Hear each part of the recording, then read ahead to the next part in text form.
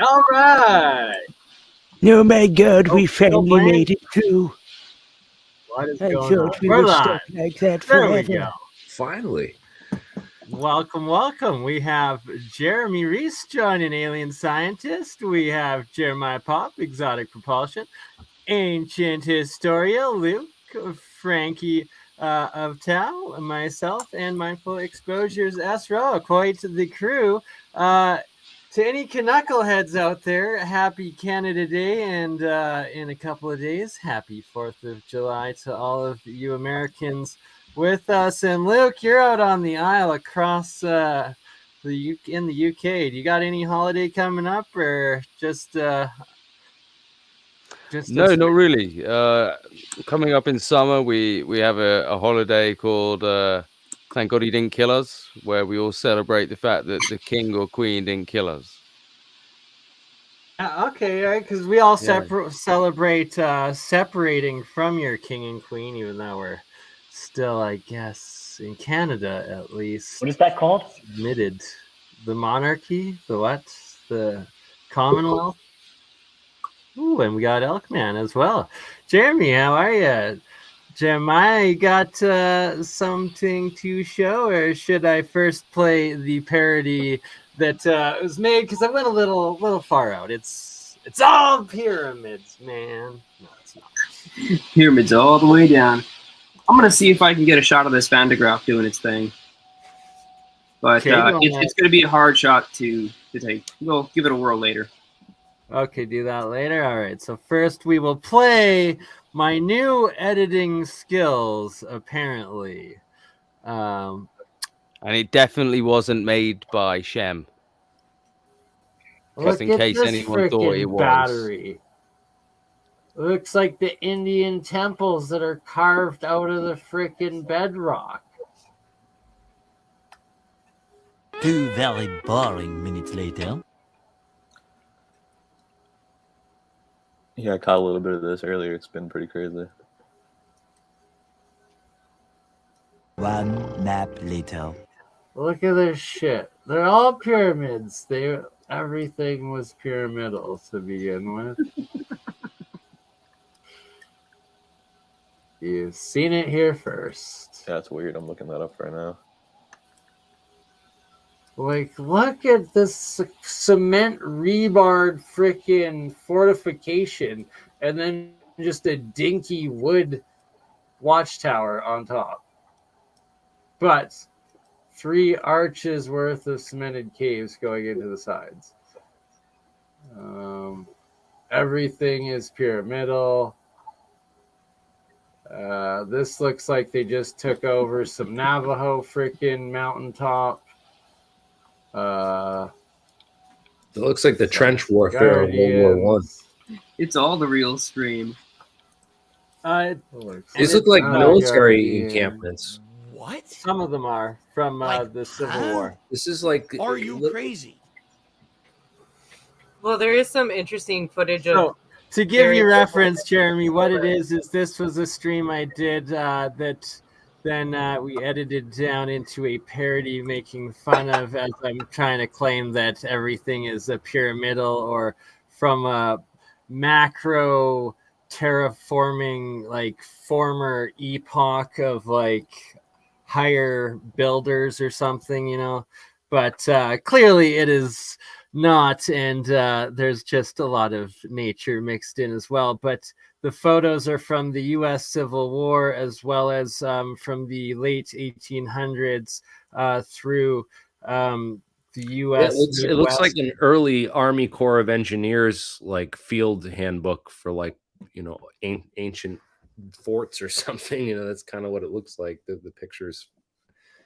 I don't know. Right, so a lot of it is native Pueblo and Hopi pictures and forts as well as, and then there's in Colorado what's known as Garden of the Gods, which is a lot of the, like, mountaintop fortress sort of stuff, and then a compilation of pyramid mountains and pyramid lakes from North America as well mixed in what we're showing here. Keep going. 2 very boring minutes later. Yeah, I caught a little bit of this earlier. It's been pretty crazy. So that was Civil War, U.S. 1 nap later. Look at this shit. They're all pyramids. Everything was pyramidal to begin with. Even the cannonballs. You've seen it here first. Yeah, it's weird. I'm looking that up right now. Like, look at this cement rebarred freaking fortification, and then just a You can see the cannonball damage too. Watchtower on top. But 3 arches worth of cemented caves going into the sides. Everything is pyramidal. Sandbag pyramid. This looks like they just took over some Navajo freaking mountaintop.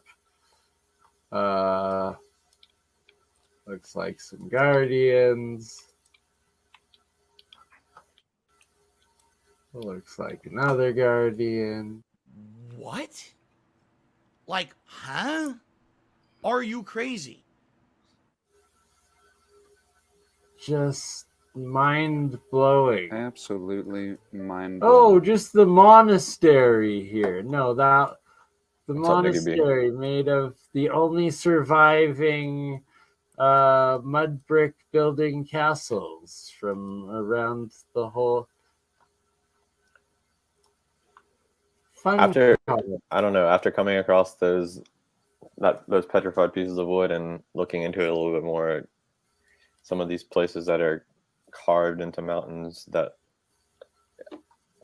sometimes I just start to think that maybe they were just structures before the flood, possibly, and they became, I guess, there's carved out type mountain looking structures after the flood, maybe, but obviously that's just a random theory. You're a stupid dumbass. Like, something fucked this shit right up, but then you have however many eons of actual erosion and life and decay and stuff that has gone on since then. Like, is this the sleeping dude here? Giant guy behind this, and like this natural amphitheater in Colorado? Like, are you kidding me? No, nature Is that Red doesn't. Yeah. Oh shit! I hit back. Yes, I was trying to pause it. Red Rock Amphitheater in Colorado, right? Yeah. I went to a Blues Traveler show there years ago. Nice. And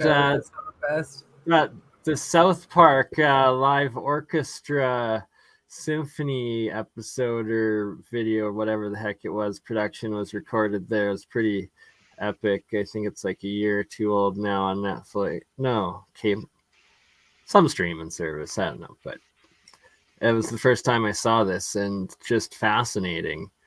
The actual acoustic geometry of it is like perfect. It had to have been intelligently worked on and designed to the way it the whole canyon area is formed. Why does it have to been? I mean, they could have just gone in that canyon and been like, oh, look, the acoustics in here are real great. Let's put a stage up and build an amphitheater. Well, what I'm saying is that I believe that it was built in like ruins from, say, like if there was a worldwide like Atlantis sort of civilization from beforehand that would have originally constructed it, then we would have found it in ruins and recognized instantly that it is a amphitheater built arena, and that we just renovated it and upgraded it to be usable again. So this one isn't a good example of it, but some straight-walled amphitheaters, especially the step ones or the staircase ones, very large separation, Greg reflector style, basically. Those are perfect for doing acoustic levitation stuff. And that sorry to interrupt. I believe this one is in the Garden of the Gods area, and then there's another identical one in the Montana Giants Playground area, as well as in the Grand Canyon Pyramid Complex area of temples. What was it called? Not the Persia, the Ottoman Empire. It was the Ottoman amphitheater is the one that is the natural or ruined. Ottoman Empire was Turkey, not Utah. Yeah, yes, I know. But in the Grand Canyon complex, there is a spot. I don't know if it's labeled on here, but I don't know if it's big enough to read. But back in the middle area, there's one area, I believe, between a couple of the other temples called the Ottoman Amphitheater, and that it looks like an identical sort of former ruined natural amphitheater from before, and that it's actually named that is the actual name of that feature in the Grand Canyon, is called the Ottoman Amphitheater, and it's in that area that they don't allow drone flights, and that they don't allow people to go exploring and chase you out with the Apache helicopter that apparently happened to wrecks their leak project. But this is speculation, of course, until we can. So he went there and tried to film it and actually got chased out. Yeah, it's on his channel. Like literally, it shows his drone being like crashed down. Him, it just spontaneously deciding to accelerate into a cliff wall and malfunctioning crash, and then 10 or 30 seconds later, Apache helicopter comes up from below the cliff line, and like he's got footage of it on his channel. It's like a year and a half old at this point. Out of interest, have you heard of the Chan Thomas Adam and Eve story? Yes. But yeah, so The that CIA one, talks, yeah, in that, I mean, I don't agree with everything he says by any means, but in that he talks about different layers of sedimentation, especially in the Grand Canyon areas, being laid down as if it was like a cataclysm moving through. And I thought, well, possibly, are these remnants of something that's been washed there and then deposited? You know, and that's why it's, you know, it's something you don't want to go digging in. Well, they don't want you to go digging in because you're going to discover all these remnants of a washed away city that's been deposited there and covered over by all this mud. Just thought maybe that was something. Yeah, this in Colorado and Utah, there's a big thing about what called the BLM, Bureau of Land Management. Yes, sir. You can't even dig up a horseshoe. It's like a federal offense out there. It's like disturbing, you know, national history. Because I've heard them BLM have been smashing up the cities as well, bastards. So you can't even if it's on your own property and you find a horseshoe, you're supposed to like call BLM right away. Because if you dig it up yourself or try to sell it or do anything with like the artifacts or anything like that, and there's all kinds of fines and legal repercussions in place for that kind of stuff. So yeah, I'd imagine at the Grand Canyon, they don't want you, you know, digging in, destroying the landscape and the property there either. For obvious reason too. They, you know, maybe there's nothing there and people are just going to go out there and start, you know, pulling off, you know, start digging the place up and destroying this natural wonder. For what? It's like it's like the people that looted and destroyed the pyramids years ago and took all the casing stones off. Also known as the British Museum. We look back today and we say, damn, we wish people hadn't done that. But at the time they're like, oh, we're looking for the evidence, you know. They could have been, who knows why they took the casing stones off. They said they used them to rebuild for their own cathedrals and churches and stuff. But you know, regardless, it's the same idea. Trying to preserve natural. Yeah, absolutely right. And then a lot of, so one thing I've seen and noticed is a lot of what looks like, what resembles both these pyramidal mountain lake sites and actual recognized mounds and pyramids within North America, South America. They all lie within current remaining indigenous nations, like land and treaties reserves and stuff, or they're these bastion forts areas around what look like just once again these macro terraformed, a lot of them being man-made islands that seem like they're made of these megalithic blocks or just way too intense, too large of structures and terraformed, like actually large scale terraformed structures, that it just doesn't seem like the Spanish or the Inca or, you know, whoever they try to claim made it. It was feasible or possible with it. And that it's essentially this Atlantis time is real, but it was a time of megafauna where they claim there's giant beavers, they claim there's giant freaking armadillos, saber-tooths, mastodons, rhinos, zebras, sloths, and then also And the these whole aerial dinosaurs, picture. everything else behind, dire like, wolves. so why not also humanoids or hominid megafauna? And that all of these ancient texts, as far back as you go, it tells of the stories of these giant people and stuff. So thus that most likely the indigenous legends of these past cataclysms, societies, and habitations or just cycles are real, and you know, maybe truth is stranger than fiction.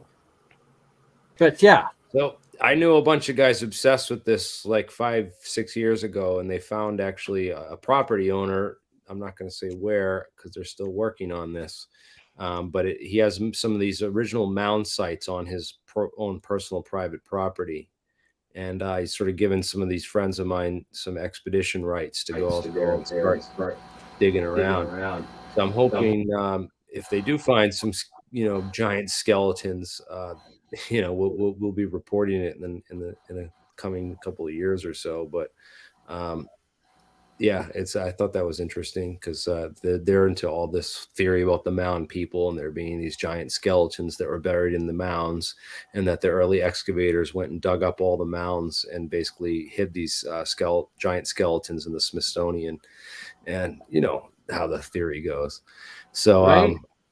And so the thing is, though, that like you brought up with both the BLM as well as indigenous rights sort of things, and then the whole Smithsonian legends and whatnot, or conspiracy, that it's a lot of what looked like very legitimate cases, such as the Illinois cave, I think it's the Brewers Cave, as well as the Burroughs Cave in Utah, both that eventually the discoverers claimed that they were frauds because they were being charged, or would have been charged, with selling a whole bunch of gold that they, you know, are now claiming that they made replicas of, and that it was all a fraud, at which point, you know, they can't be charged because, well, legally they would have had to have provided that gold themselves, and anything they provided themselves and sold that was fake is their own revenue. They just have to pay tax on it. Where the other way that goes is that you then get charged by the government for selling it, or anything that you do find, if it's legit, instantly gets annexed by the government, or these different corporate interest things, and a lot of time never heard of or seen again, often just to be claimed to be debunked. So yeah, I will play this last couple minutes of making fun of going too extreme with it, because it's like the thing is that not maybe 0.001% of the overall mountains or mounds are pyramids, but there's still hundreds of thousands or maybe like a million of them out there that exist and are just waiting to be found. And yeah. What about the new aerial features that we're finding too, right? Constantly, like every day throughout South America and North America, as well as Asia, with all the LiDAR and stuff. Like, are you kidding me? No, nature doesn't naturally make these perfect freaking amphitheaters all over the place. Look at, like, what is that? I love the way that you say frickin'. So sweet. 2 hours later. But that's legit. Like, oh my god, it just does that look like a dude right there? I don't know. You got the Cowboys there. Pyramids, CBS to the rescue, blow up some pyramids. What? The fuck? What? Like, what? Okay, there is no logic to what you are saying. There's no logic there. That's called stupidity.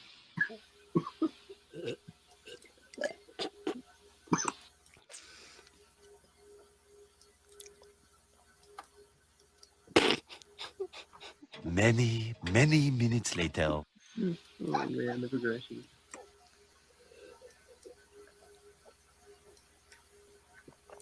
But look at this.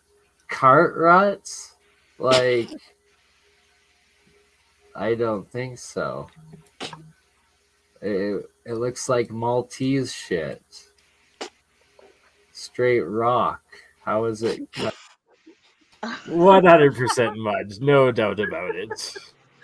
Cut through with wood carts doesn't make sense. Yeah, that would have to take a lot of traveling over a long time. I think ancient Historia just died in the background. Donkey boy. I just wanna explore these places. Like, look at this hotel. You all get over there, buddy? What the fuck? I need to mute my mic. It's so in a loud. giant rock. Next to these things.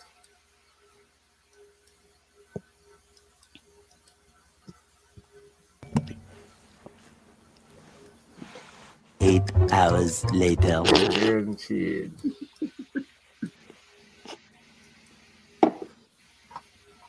It's awesome because it's true. I think John Levi has won me over. They're all buildings. Next time, Shem, you need to add hearts. What the fuck? Like, huh? John Levy agrees. I think a lot of them are. When I was traveling to Nashville, I was going past a site called Cave City, Kentucky. When I looked it up on Google just to see what it was, for some reason, all these, like, I guess, cities carved out of rock were showing up on Google. I don't know. I still haven't figured out for sure if it's in Kentucky or not.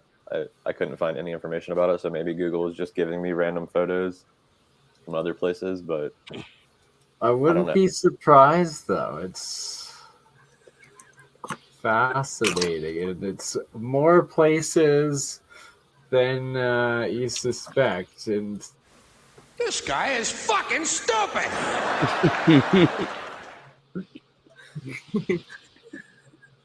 That's pretty yes, good. Yes, I made that myself, I swear.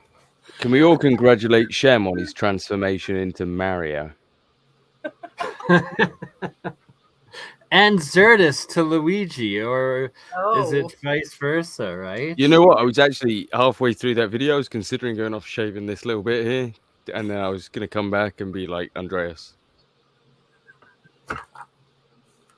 But I mean, he looks Hey, more dog. like a cop, right? Don't you think he looks like he should be out of Reno 911? Yes. If you put him in a Actually. brown fucking sheriff's uniform, I'm having it all day. That's it. That's him.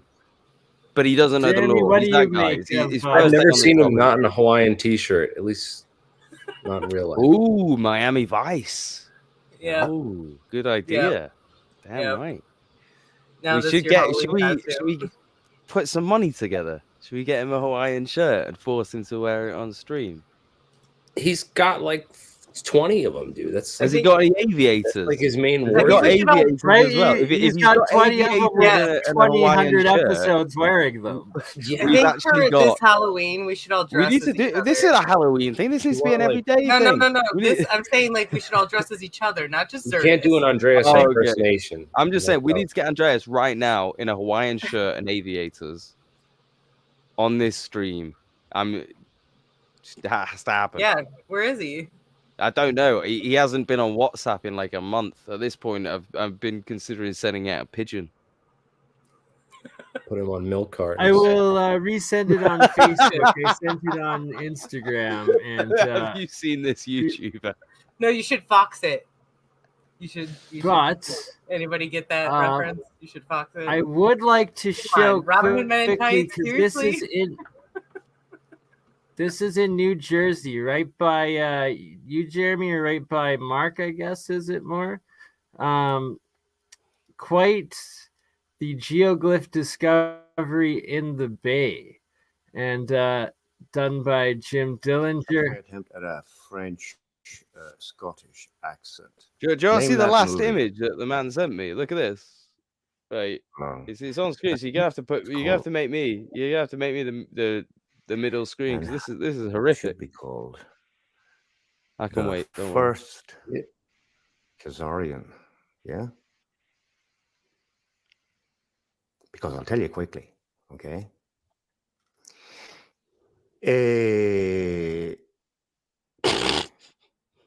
So right here, these are geoglyphs, and just wait and these are canals with geoglyphs that are underwater currently. And then hold on a couple minutes because he goes across a bay and then just shows like just sandbars after sandbars of. I can also be underwater. And I think Jim Well, was fairly I'm close. not believing that these things are 5 or 5,000 years old or more, dude. Like, Oh, they could be hundreds. They could be a couple hundred years of growth. Even if I were to dig out a canal in a StreamYard bed like that, it would be overgrown and completely filled in with organic matter and debris and covered over within a matter of 100 years. This is not. I'm not buying that. These are geoglyphs or that any of this. Could is they have been ancient. recently cleared out by the storms and hurricanes, or no? Not really. This looks like more recent construction. At least those canals, the trenching. It looks like irrigation or drainage that was carved in the there. The thing is, these people, I would love to see, like, right. you So mentioned right that there, the guy there's that actually lines. went out there with a drone. I hate these armchair researchers that just do Google Earth. Like, go to the actual place and. Well, this is why I'm bringing it up to you, Jeremy, because Mark lives out in this area, right? So that don't you guys right, like? so Are you guys is in that this area? that's obviously a So lake, now isn't it's it? up to me. So I got to go out to. Hold New on. Jersey I because still have live to here. convince you if it's worthwhile. This proof this. So Beavis is hold I on. mean, I what are wanna you show trying? you Right. one more One second, portion. what are you trying to suggest? That those were canals? Because I think that's evident. Yes, but the geoglyph animals like the seahorse, the whale, the herring here. Well, there is somebody the like running shark. around going like, "There's a petrified turtle in Peru, and it's clearly carved." Yeah, So, right. and there where was like something going it's on like in the Reddit. Nazca geoglyph sort of thing, and that they're in this area of what is obviously this is modern, but was this ancient stuff, or is this all modern? Like, obviously, Jeremy could be 100% correct, And then he finds on the other side of this bay here. So that was there. This looks like a copy of the design for every coastal development. You can see the pockmark lakes, just like you have in northern Canada, Siberia, northern Russia, all the way across. Here's why I think there's validity to it, because you have what looks like the same sort of pictographic geoglyphs, 30 rows of them at least, on the opposite side of the bay in what is clearly marshes, and that not up to you yourself, Jeremy, but if you have know anyone or anyone watching in the area, or maybe it might be worth you and Mark and going out on a boat in the drone, who knows, scuba diving, snorkeling, but this is quite a lot. Where is this located in New Jersey? Residential area right here. Okay. The Lovely Island. Look at these houses. These houses are worth a few quid. Okay. This friggin' inlet's a mile long, right? I need a stick. I haven't got one. I feel like if this is true, there needs to be another example. Not maybe needs, but there most likely would. This is where Tony Soprano lived, you know? And Frankie Five Fingers or Six Fingers, whatever the fuck you call him. This is a wealthy area. These are big, long inlets. This is where huge ships came in the past. Okay? Now, we have a continuation of this here. Look. What goes out goes underwater. Now, if boats are coming in from out there, I reckon this all buoyed off, probably. Dangerous. So they have to come around and they have to come in through here. Okay? Why? No, they don't want you flying over this. They don't want you diving here. They don't want you going here, right? Because this is ancient. This is old world stuff. Now take a look at this. What's this? Tartarian hieroglyphs.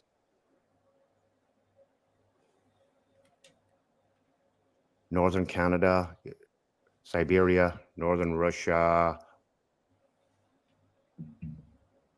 This is the part that's just fascinating. That legit looks like could be like an Egyptian or a Mayan or Inca script sort of thing, or some sort of. That is wild. And that definitely those are very cool. So what could be is that with all the recent storms and activities and hurricanes going in there and storm surges possibly could have cleared all of the what would have been probably brackish sandbars and estuaries out and expose this again.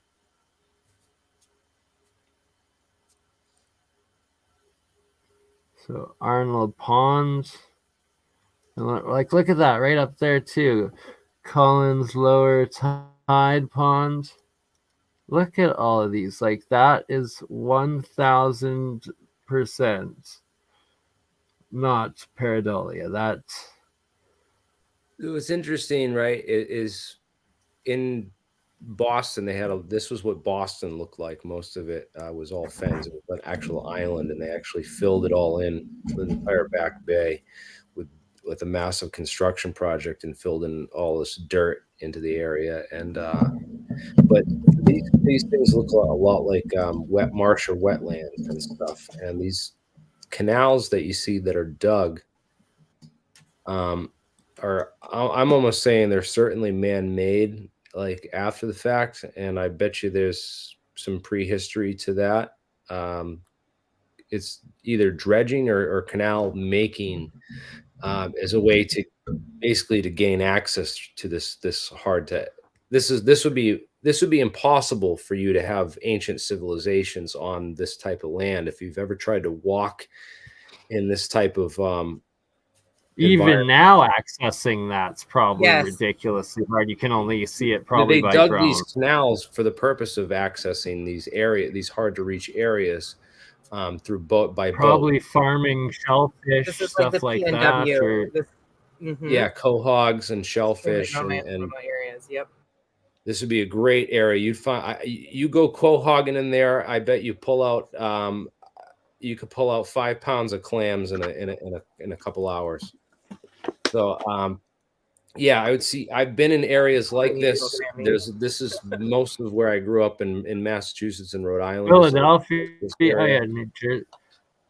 I know So, closer to personally, if Atlantic you try City. to walk out in that marshland and try to like for an ancient culture to build something like that would be almost inconceivable. And I almost guarantee it's like these wetlands that are these sparse pond areas that when they went and dug those canals or dug those trenches, they just dumped the dirt into wherever they could, and it filled in that area in between in these weird areas. And what was left over were these odd shaped bodies of water, which kind of looked like these petroglyphs, but it might be a case Well, actually, of this is one of the things I was looking at, Jeremy, to kind of counter that point. As I was analyzing the petroglyphs, what looked like petroglyphs at least, I was looking for similar characters in similar orientations and then sequences, and I did see many instances of those same similar characters. And so you wouldn't expect dirt to form, a ring with a line coming out of it, a curved line, looks sort of like a 6 or like a 9.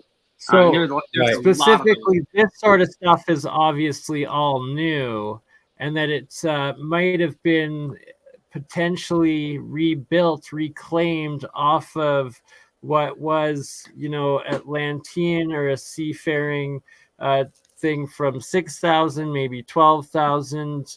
Most likely, it would have to have been after the Young Adria's timeline, because the water level still on it, sort of thing, and that maybe at the height of the Mayan or Inca or something, anywhere between 7,000 to 1,000, or maybe even up to 500 or 1500 AD pre-Columbus cultures could have been building or made the petroglyphs out of farming the coast, sort of thing, utilizing these ruined canals from the previous macro cataclysm civilization that was the original builder, terraformer, sort of thing, like we suspect with so many of these Bastion Islands and like Nan Madol out in the middle of nowhere, and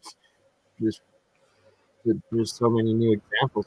It looks to me like farming access, because this has got to be like New Jersey shellfish, like central. So a lot of our seafood's probably farmed in these areas. So I don't know. It looks to me like farming areas. I definitely wouldn't put a habitable thing there, because in any kind of like storm surge, or you're just going to get washed out or washed away. It wouldn't make sense for there to be an ancient civilization, building stuff and living in Well, there's also the today. massive sandbar barrier that is this perfect, what looks like ridiculously macro terraformed sandbar island that runs along the entire coast, that Long Beach Island right there, that this could have been the remnants of before cataclysm, that just like today, Look at that peninsula, 90 or 85% of civilization lives along the coastlines. Back then, probably the same thing too. And then we've just built off of the foundations of the former world, and that's why they were robber barons that came, and Jesuit hidden general genocides and conquerors and conquistadors, as well as what they call the facades put on a lot of buildings. And Elkman, if you're still here, would you be willing to go in more? Do you have the the I've got it already, Jesuit man. I've got my castle? window ready to share with you. So when I was Oh, doing my yeah, research, there we go. Yeah, when I was doing my research on Jesuits, some of the castle areas were in this little vicinity, and it's got very similar things, very similar features to what you're seeing there. I do not know what they are. They could be for fishing, but at the same time, I do know that these lands are they're still green for a reason, and they're right in the middle of a lot of stuff. Up here too, near Georgina This is Island. in Hudson Bay, northern Quebec, Canada. Or no, sorry, that's in the Great Lakes. My bad. No, it's still in Ontario. No, even better. That's more accessible. Sorry, I zoomed in and Yeah, kinda looked so there's for- lots of these features. Like there's Giant's Tomb Island, which is worth checking out. I'll just type it in. Giant's Tomb Island, right? And it's like, why do all of these places have such ridiculously ominous, epic names of Giant's Tomb Island? Yeah, and if you look at this island, you can definitely, like, if you play around with it with 3D, there's features there. But also, all this area was all Iroquois castles when the Jesuits did their research way back in the day. And if you look in this area too, you'll find very, very, very odd land features if they're still here. But I think I shared that Jesuit map with you. I don't have it like handy, but if you overlay that on this one, you'll see a lot of interesting things still match up. And there's a lot of landfills, golf courses, and sacred land that's not going anywhere here. But I did see those features that you had seen before. I've seen them a lot of places in Canada. I'm not really sure what they are either. I think they could be primitive farming as well, but I don't know. What I have noticed before, though, sometimes the closest, like the most direct point is a straight line between two places. So I did notice when I was researching one of these things that Definitely in the miserable. center of all those dots were trees. So you could tell someone was either traveling by canoe to go to a tree to harvest something and traveling again to the closest point, and it made that path. But I don't think that's the same feature as we're seeing there in Much love, Jeremy. Thank you for joining us, alien scientist. We will have to do a UFO discussion stream here one of these nights when you have more time. And also, Oh mate, I would love to talk about the aliens. Like when I saw your name, I was like, let's get talking about the UFOs, but we've run out of time. So if we could at some point in the future, I'd love to have a discussion with you. Yeah, we should play that clip from, talk about this new David Grush stuff and crash retrievals and all that kind of business, man. Let's plan a stream. I'll talk to you later, man. I gotta get going, but I'm gonna jump off here. But I'll text you, Bernie, and we'll set that up for sure. Thanks for sounds inviting good, me. brother. I look forward to it. And Take it easy, man. At the very end of the stream, whatever time that is, once I end it on one of the YouTubes, I will put this up, continuing on Rumble, on Twitch, on Twitter, Facebook, and it is a 24-hour stream of the highlights of the Pentagon testimony, UAP, UFOs, House Intelligence Hearing Committee that needs to be heard. And this is, I've already listened to about an hour of it. That might be the full cycle, but we'll even listen to 20 minutes or so. It's very, very fascinating stuff that it seems, especially individuals such as Jeremy Reese, the alien scientist here, as well as Jeremiah Popp, Exotic Propulsion, and of course Liminal as well with you,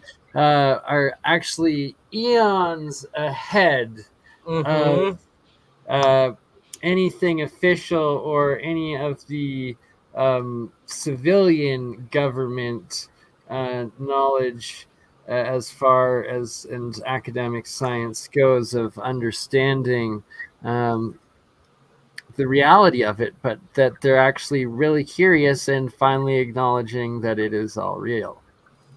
Yeah, it's amazing how people will come forward and give you information when you don't work for the big man. Most of the stuff I've learned has been gracefully gifted because I have no associations or affiliations or NDAs with any company, contract, or any such thing.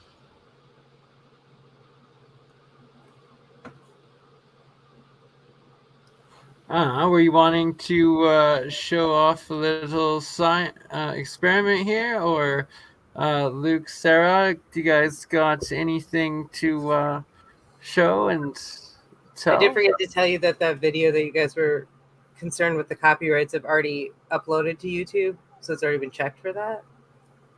So very good. But where's Shem? He's supposed to be here. I feel he said it's okay, but I do feel like I said I was going to put it on his show. He should probably be here. He was in the chat. Shem, okay. Where the hell are you? It's okay because Shem was in the chat. Why isn't he here? He's here in spirit. And let's one more time from beginning to end. Is it still here, or do I have to? Join the stream. But you get the Revigator. However, Gerald, if you're listening, you're on hold because you promised me a poem for that video, for the end of that video. So I'm expecting that. Okay. I'll get it ready. Oops. This will be this is an unlisted debut. This means it's on my channel, but you're not allowed to see it. You're only going to see it on BurnEye's channel. For now, of course, it will be re-debuted on Tartarian Truth and Mind Unfailed. If you've noticed, I'm not anything to gloat about. It's not only on BurnEye's channel because it's also on the Tao of Frankie and on Mindful Exposures, aka it's on your own channel, dear. So don't worry, you present it now, then the next time you're with Shem, you can just replay the Inception stream and re-debut He's on the it. road. Everybody tell him to get his ass back so he can get on. But he told. See, there you go. You have full permission and consent. Shem consents. He's not my manager, I guess. You know, just a community of consent. There's no no grass mowing, no cheating and affairs and psychotic murders, and we're good. Exactly. All right, I'm getting ready to pull it up here. Sorry, I have to get it into Chrome.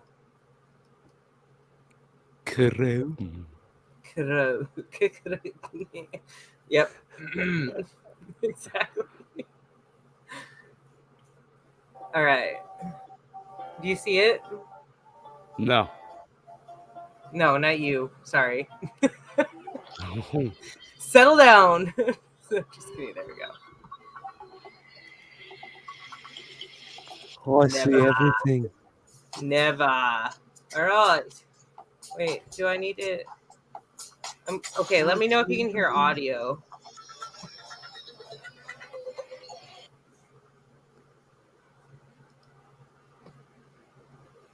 No audio. That's a negatory. You need to open your Chrome. Wait. So you must have it in the same browser tab, and accounts that you are running the Streamyard Google Chrome in as well, just in a separate but same tab as the Chrome's it's in its own window, in its own tab. When you open the Chrome, did the button appear that says share audio to? So I know exactly what you're speaking of, and no, it did not. That bastard got me on Firefox. God damn it, like it isn't showing up. I'm sorry, guys. Hold on a moment. Let me. You might have start to. it. You might have to restart the whole thing and join from Chrome. Oh, that's. I think you have to do that. So you have to, bullshit. yeah. You have to come in from Chrome.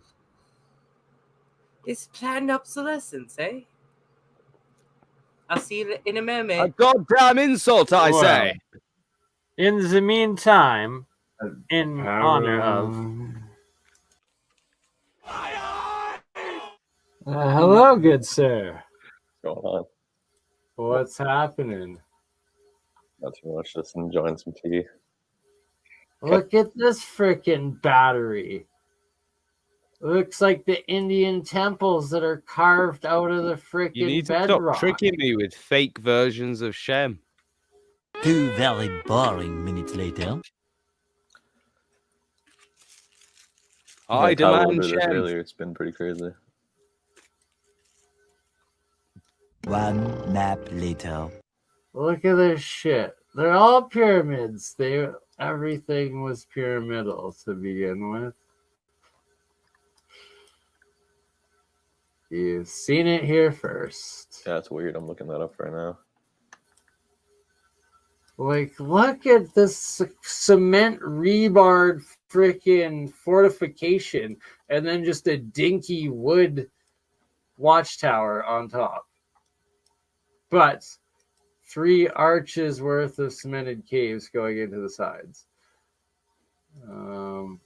Everything is pyramidal.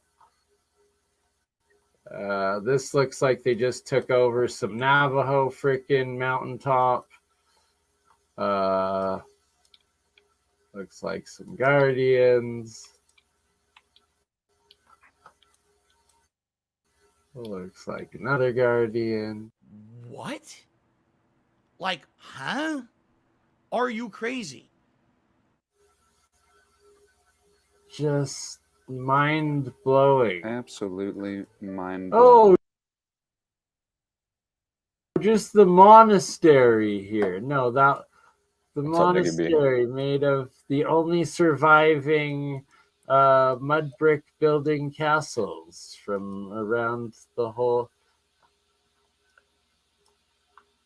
After coming across those petrified pieces of wood and looking into it a little bit more, some of these places that are carved into mountains, that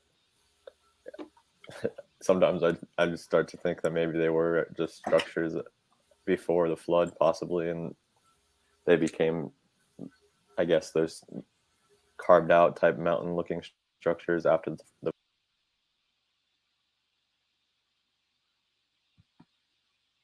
flood, maybe. But obviously that's just I do have a that. random I did get the experiment to have these set up correctly here, so you can theory. see some of You're the a stupid dumbass. Like something fucked this shit right up, but experiment, you say? All right, enough of my stupid dumbass on Canada Day. Let us take a look at what Jeremiah has to say. Oh, and Lucifer, there you are, shining all bright from the colonial home of empire. The day that Canada is celebrating breaking away from America, celebrating 3 days now. Poor ancient Historia still stuck. Hey, just so you know, bro, the English are as much fucking slaves as you guys were. Like, we're controlled by London, which is something different from Britain. Like, most British people don't everyone understand this, under but the they're empire oppressed. is controlled by London. That's exactly what we're celebrating breaking away from, is frickin' London. Exactly. So I'm still stuck in it. That's why I've got hell as the background. You thought it was hell, but it's actually just my street. This is what it looks like. Yeah. So I get a good view of that. That's what Britain looks like. Anyway, carry on. Definitely stuck in it too. Oh, you're stuck in Britain.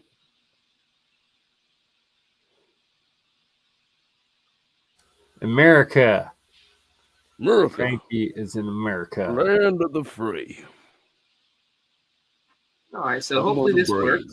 My audio is going to get pretty terrible here. I'm just going to show you. A Van de Graaff generator is normally a triboelectric device that generates power based on friction and charge transfer. This particular one is not. It operates with two metal rollers, two aluminum rollers on, one on top, one on bottom. And so charges that are added to the system are completely injected onto the belt directly via an ionization source. And once I replace the current ionization source with a more efficient one, which should be about 10 times the performance, this thing will really be pushing the boundaries. But here's what I've noticed. And this is where it gets weird. I don't know if you can hear me, so just let me know. Can you still hear me over here? We can hear you loud and clear. Okay, so here's where it gets weird. If I have the same electrostatic charge in terms of the voltage that you can measure from an influence machine like a Van de Graaff generator or a Wimshurst, if I compare what that charge does and the forces that I can get out of it, and how they respond with other objects compared to if I have, say, a voltage multiplier that has the same amount of voltage and many times more current. It's funny because the influence machines will act really strangely, and I think the reason for why they'll make things levitate and move stuff around and charge other objects in the room that were nowhere near them, whatnot, why they generate sprites, which I'll show you in a moment. You'll actually see a simulation of the sprites that are produced during a thunderstorm that shoot up into space from the top of the clouds. You're going to see that same positive lightning come out of the top load here, and it won't be particularly bright, but you should be able to see it, hopefully well enough. I'll try to turn up my, I'll see if I can turn up my exposure on here. I may not have control over that in Streamyard. But, anyways, the electrostatics, the charges are freed. They're not ground referenced. So the impedance of the system, of the terminal that these charges are on, can dynamically change extremely quickly because it's basically coupled to virtually nothing but the space around itself. Whereas with a voltage multiplier or other source like that, the impedance can't change because it's connected directly to something else, which is tied to ground. And so hopefully I'll be able to show some of this stuff. I'm going to start it up. It will be kind of noisy, and I'll do the demo and then explain it after.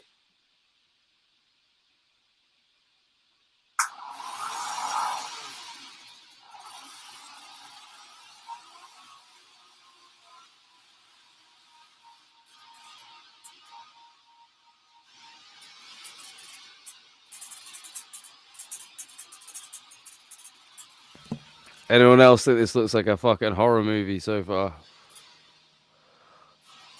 Oh, Slightly sounds like fun. Like it's just a hand appearing from fucking underneath. Like, sorry, I shouldn't swear. Hand appearing from freaking underneath.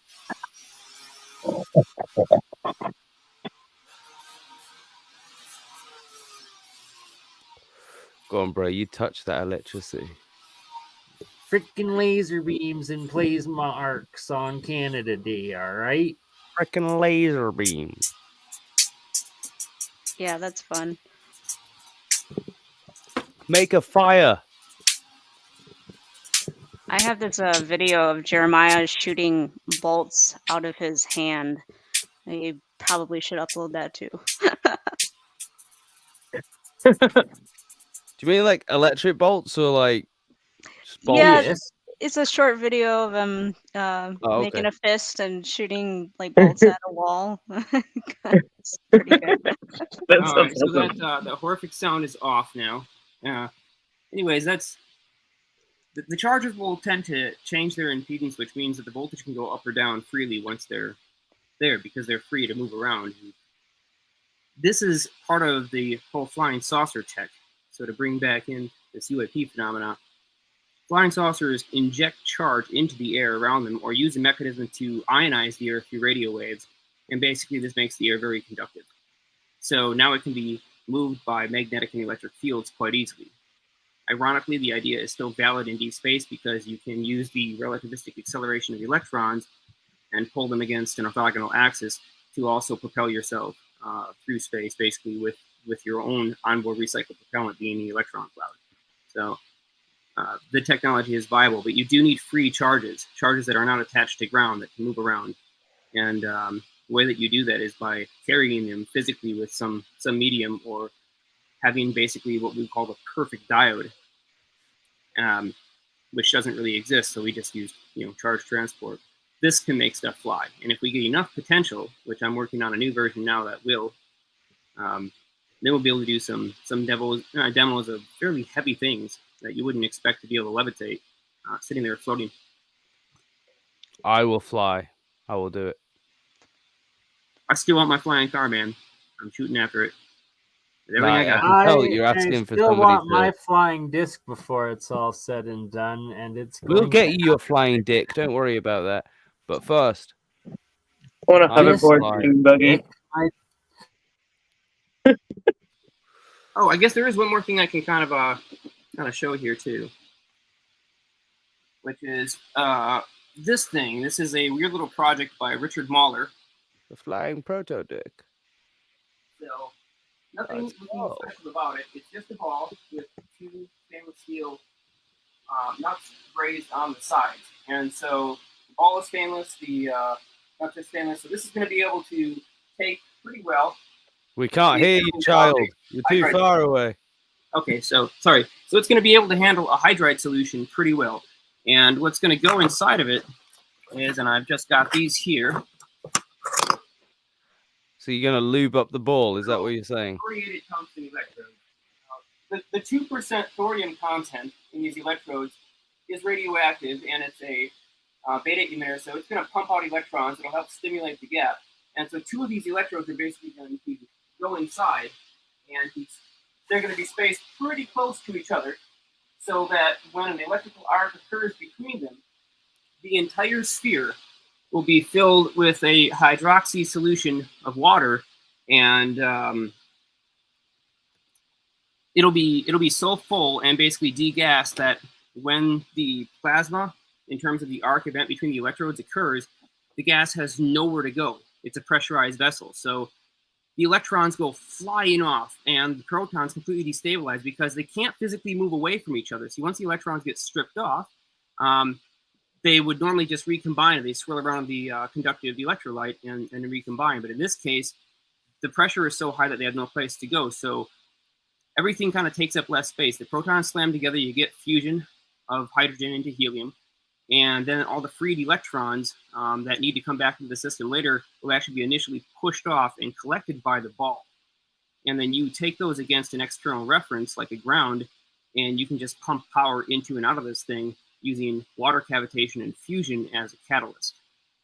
So it directly produces electricity, which is one of the coolest things about it that I really got to give Mahler credit on this, because most fusion systems would need a complex system of like conversion from the steam, or heat into steam or some other mechanism like that, or thermal differentials like you see on some nuclear batteries on satellites using Peltiers and or thermocouple piles to extract energy. But in this case, it just directly produces electrons. It frees them from the atoms, and then they have to come rushing back in at the end of the cycle. So it's pretty awesome. So we'll soon be testing that. Fusion in a ball. Science. Well, two balls, there's so much to it. It's interdimensional science, my friend. Science. Well, who knows what happens when you start to get fusion events, what happens from our perspective of dimensionality. But I can guarantee you it doesn't obey a flat space-time. Science.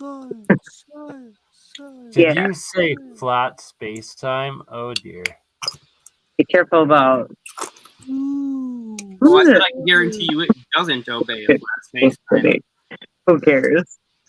I quickly have to show off some, since it's Canada Day, the theme of red matter is this red copper right ahead here, and then I found a video of red copper that ignited aluminum foil and burnt right through it that I had forgot about from one of my first experiments. And this red state metamaterial possibilities of, I don't know, super freaking What's the best way to describe it, JP? What is the metamaterial?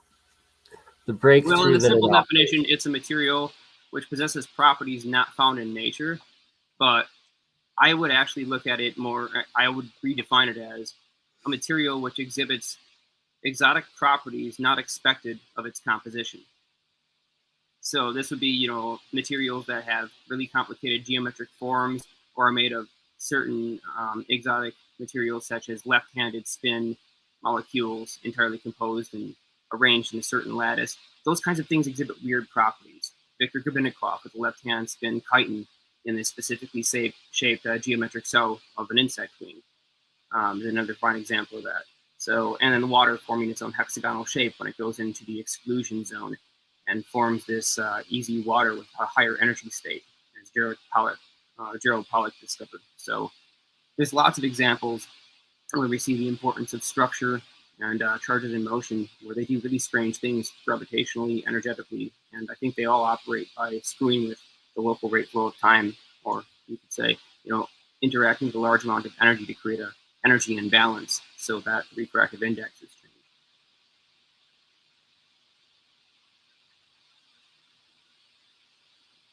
Jeremiah. Science. Yes. Could I ask you a question? Oh, yeah, go ahead. What do you think the Ark of the Covenant was, scientifically? I can tell you where it's buried if you want. There's multiple arcs, aren't there? Kind of. Well, that's one way to believe it. If you actually want to go by the history, finally, been waiting, some history. If you want to go by the history, it literally was one object that seemingly left Egypt, which is, well, they say it was built in Egypt. The idea behind it was that God appeared. I'm going to try and not appear as the flaming background while I talk about the Bible. But originally God appeared as a flaming bush, and he was like, I don't really like appearing as a bush, so would you make a box for me? And this is where it's quite fun, because when you think about what an ark is, it's a vessel, right? It's like a boat. An ark, a boat is a vessel. It's something you travel in, right? So well, it's a container that something travels in. Yeah. So if you imagine that God beforehand, this is if you just want to go purely from a biblical point of view, God beforehand is appearing as bushes, assuming that it's probably on drugs. The guy is probably on drugs, and God has been like, bro, we need to talk without the drugs. So make this box. And one thing that I think really makes this possible is what the box was supposedly made of, which is gold.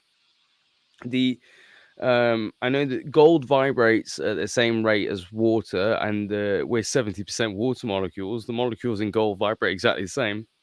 So I thought it was maybe possible, if we go into the realms of vibrations and all that, that what they were creating was almost like a body, something that God could vibrate into, Man, if you said it well, like I realistically don't have any disagreements with that. I would just get into more details on specifics. Well, that's what I mean. So imagine if before God makes a full body for himself, he creates this little box, this kind of a piece of me can travel in it.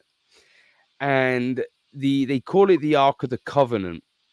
The covenant could refer to a lot of things, but the main covenant, well, there's two main covenants, but the real main one is the covenant made with David, with King David, which basically said, when you die, I'm going to take one of your descendants and make them the Messiah, which is why we have Messiah ben David, which is a confusing concept for Christians, because they never hear about this, which they think that Jesus is the only Messiah. But there's in Jewish Kabbalistic religion particularly, you have two Messiahs. One is Messiah ben Yosef, and the other is Messiah, is proper pronunciation, Messiah ben Yosef and Messiah ben David. And that's where it starts to get confusing, because you have this covenant between God and David, who literally says, right, you're my boy, and in the future, your son or your descendant will be my dude, really. And he literally says, I will be like when you die, I'll be like a father to him, and he'll be like a son to me, and he will do my work on earth.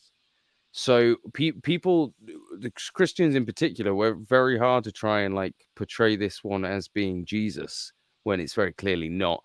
And this fits in with what the Quran says, because if you actually look into where Islam came from, it split away from this is going to like the ideas of like flamenco and stuff like that, but it's supposedly split away from Nestorian Christianity. So when basically Christianity started saying like, you know, Jesus is actually the Son of God, the Islamists were basically like, no, he isn't. We know he isn't, and that's where Islam kind of came from. That they split away from that idea that Jesus was the Messiah, whereas they were like, no, he's a prophet. And they say he even told you as a prophet, which I think is quite pertinent, because we've probably all heard of the Monty Python film, you know, Life of Brian. And he's saying, I'm not the Messiah. And he's like, that is clearly the Messiah. And I think that actually, without people realizing it, has a deeper meaning to it, because Jesus is saying like, no, I'm just a prophet. I'm here to tell you about the Messiah. And they're going, he's the Messiah. And he's like, no. No, I'm not the Messiah. There's a guy coming and he's the Messiah. And they just list him as the Messiah, because the point is control. And if you think that a Messiah is coming, then you will be looking for that.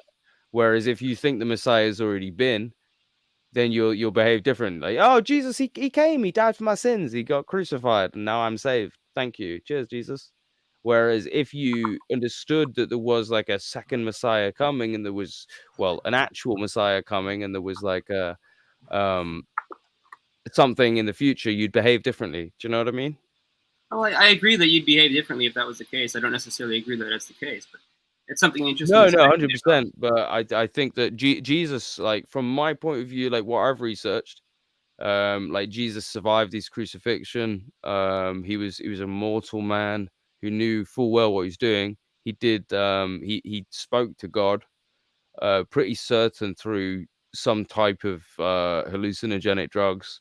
They often talked about Jesus going off into the spirit, which is Bible talk for doing drugs. You know, I mean, there's all kinds of crazy talk about him walking through walls and just appearing somewhere out of nowhere, and you know. Well, the main miracles that he's actually, well, I say miracles, the main prophecies he's actually seen as fulfilling were riding the donkey into Jerusalem, which he was aware of.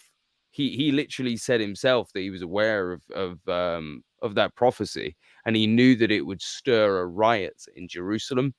So going purely off the historical accounts of what actually occurred, it seems as if Jesus attempted to cause a uprising in Jerusalem, and he got a lot of Jewish people by his side. They caused an uprising, but it was quelled by the Romans. The city of Jerusalem was ran by Pontius Pilate, who, whilst he wasn't Jewish himself, he was ruler of the country, and and he just wanted everything to kind of be okay, right? The Emperor of Rome at the time was actually a dude that was barely involved at all. He lived on a tiny island. He didn't care at all about what was going on in his empire. He just wanted to do his own thing. And he just had this issue with one of his people trying to overthrow the empire, and he had him killed. And basically, he got this word through that Jerusalem was having an uprising, and his response was like, "Well, kill them all. Just kill all the Jews." Right? So they had this issue, and they actually captured Jesus's real son, which is a guy called Jesus Barabbas. Which, if you look into when Pontius Pilate is saying, do you want me to execute Jesus, or do you want me to execute this man? And they actually call the other dude Jesus Barabbas, which Barabbas is just the son of Jesus. Basically, they'd caught the son of Jesus, who was only a young kid, but they caught him, and they said to him, we've got your son. So Jesus organized a trade, which he said, if you give me Jesus, my son back, I will get captured. And when it talks about Judas coming up and kissing Jesus and say, for this is the guy, and they take him away, they talk about a young boy being released from linen and he runs free. Well, that boy is Jesus' son. So Jesus organized this whole thing where basically he got captured by the Romans. Pontius Pilate allowed his crucifixion to take place in the gardens of Joseph of Arimathea, who was a prominent person. He was a friend of Jesus. In the Bible, it says that he brought Jesus to England when he was age 12, which, I mean, I don't know about you, but that sounds a bit weird. Like, imagine Jesus telling, like, Mummy, Daddy, I'm going to England with this man. You'd be like, okay, Jesus. But it makes sense when you understand it was afterwards. This is why the church has tried to hide it. So basically, they faked the crucifixion. It's like back in the day. Things were different in the day. Yeah, you could go to Britain with an older man. Like, God damn it, Prodigy, you just have days on it. But literally, that's what it was. So, if you look at the text, they talk about hyssop, right? So when he's being crucified, this is the biggest example. Usually when someone's being crucified, it takes at least 5 days. It's a horrible death. And most of them actually die from suffocation because their arms eventually break and they literally are hanging and they can't breathe because the weight is up here and they can't breathe and they actually suffocate. And it takes about 5 days for that to occur, right? So the way that this system was, right, there is a rule that they couldn't do crucifixions during Passover.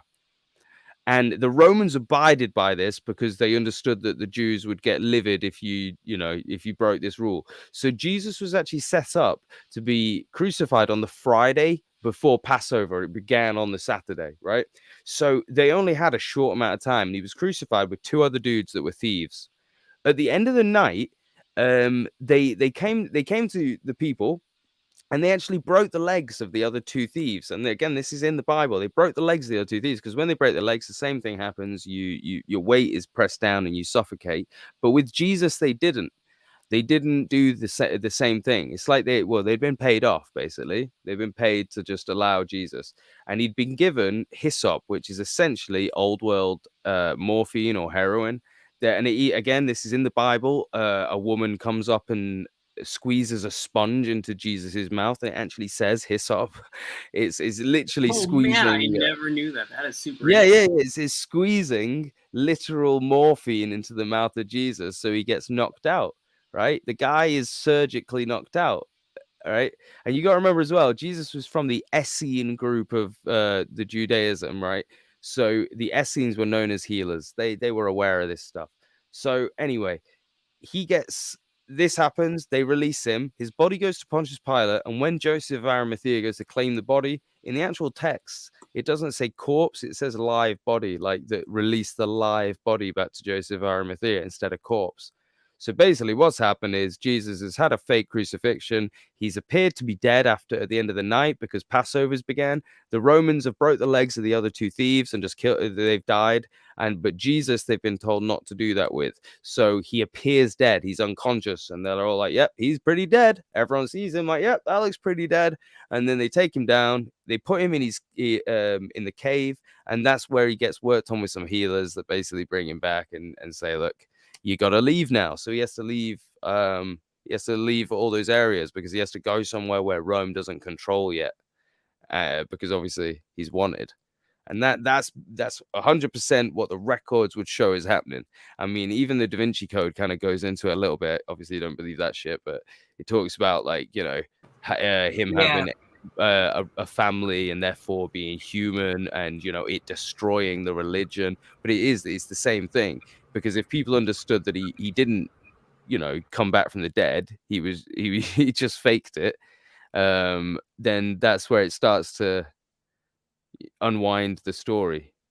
Because you got to remember as well, the Romans, they didn't agree with Christianity until 324 AD when the Council of Nicaea decided under Constantine, Emperor Constantine, they decided that we want Jesus to be deified, and the Arians, as in actual Arians, they disagreed with it, and they all had a vote, because that's how it worked. They had a vote, and they moved the vote forward 2 hours. So the Arians turned up at the agreed time, and we're like, right, we're here for the Jesus vote, and they're like, sorry, mate, he's already a god. And they livid, and that's actually how Jesus became deified. Because obviously before that, We everyone have knew a Shem live with us. Good day, sir. we got him. But yeah, so anyway, that's actually how it happened. Like before 324 AD, everyone was agreed that Jesus going was on? just prophet, and then they changed the story because the Romans had to control it. You see, before 324 AD, Jesus's religion was spreading, and people were starting to be nice to each other. So the Romans were like, right, we need to get hold of this. We need to take over this religion, and they took it, they twisted it, and when here's your Jesus guy, he's the Messiah. When it wasn't that, like Jesus was trying to tell you about. He was literally like the Prophet Muhammad, a prophet. The Jesuit genocidal general, aka military wing of the Roman Empire of the Church, you say? You sound pretty German. Well, the interesting thing about Constantine too is if you look at Constantine's triumphal arch, it's still around today. There's not a single mention of Christianity on the arch. So there's a debate whether or not he even actually converted to Christianity or not. Well, people say that he converted to Christianity at the end, but one thing you've got to know about him is that he was British, right? His mum was called Empress Helen, and she was the daughter of King Cole II, who was a British king, right? Constantine, or was it Constantius Chlorus, which is Constantine's father? He was emperor, came to Britain, married this woman, Helen, had a son called Constantine, who was literally raised in Britain as a British Christian, which is called British Apostolic Christianity. And him and Helen, when he went over to Constantinople, because he obviously founded, apparently, Constantinople, he said he was trying to found not a new Rome, but a new Troy, which is interesting. But there are theories that his entire movement was to hide the fact that Jerusalem wasn't where it was, and that his mission over there was kind of just to move the stories away from where it really happened. But the main point to take away from it is the dude was born in Britain to a British mother. Obviously, his dad's not British, but yeah, he himself is half British, born in Britain, was a British emperor. Anglo-Saxons ruling again. Not Anglo, no, not Anglo-Saxon. Anglo-Saxons hadn't even moved into the country until about 100 years later. Oh, so this is someone the Anglo-Saxons murdered to take over London, and that today Canadians are celebrating breaking away from those evil colonial bastard monarchies. Well, here's the fun thing. Anglo-Saxons are actually Scythians, so you've got Anglo-Saxons, Jutes, all of them. They're all Scythians. They moved over during the Hun invasions of Europe. When Attila the Hun was moving in, they all tried to jump over into Britain. They had some colonies. In fact, the Romans invited them in at one point because the Romans wanted Britain retaking, because Britain just kept getting away from the empire. And they actually employed a load of these Scythian tribes, who were called Germanic tribes, to invade Britain. And that's where the Anglo-Saxons came from. Yeah. Well, I mean, Scythians are Tartarians, so if you want to look at it like that, Tartarians are invading. But yeah, it's an interesting theory. I mean, I can't really say, or speculate on a lot of that because it's linking parts of history that I'm not familiar with. I've done my research as far as the things I've looked at, and that's all I can really give an opinion on historically. But it's a very interesting idea, and I think, as far as mechanisms of action and possibility, it's curious enough to, I guess, give some credence to investigate. Shem, do you want to go in a little bit more? Any more developments on you were investigating that the world record, Guinness World Book of Record, recognized several living homunculus, and that they recognized the longest living homunculus that they were created, and essentially the possibility that you can play God by We lose him. That was some dope research, dude. growing freaking clones or mixtures of beasts and clones with eggs in jars. Well, first of all, I'm not the one who came across that information. It was Mind Unveil who discovered it. I saw it in their video, and basically what I did was I just went to the Guinness World Record website and looked up the criteria for what you have to do to be on there, and then I emailed them to ask if they have any records on their website specifically that don't fit the criteria of their vetting process. So I got an email back from them about a week later. I'll get that email up and I'll show you the actual world record itself. So just to be clear, I'm not the one who discovered this. I just investigated it further because Mind Unveiled just briefly mentioned it in their homunculus video that they released recently. But it's pretty crazy. I'll pull it up right now. Right? And shout And one out last thing Mind before we move Unveiled. on from- That was like, it was what, 8 or 9 hour homunculus research extravaganza. Like, I still need to watch the last 2 hours out of it. And just, it's every time it just creeps the fuck out of me because it's like, I think I'm literally growing parts of homunculus in my jars and have a pretty decent idea of how to probably actually grow a real homunculus. Like, my question is, do you really believe that? well, look, like, listen to this. Look what freaking Shum's gonna just sharing here. In the homunculus?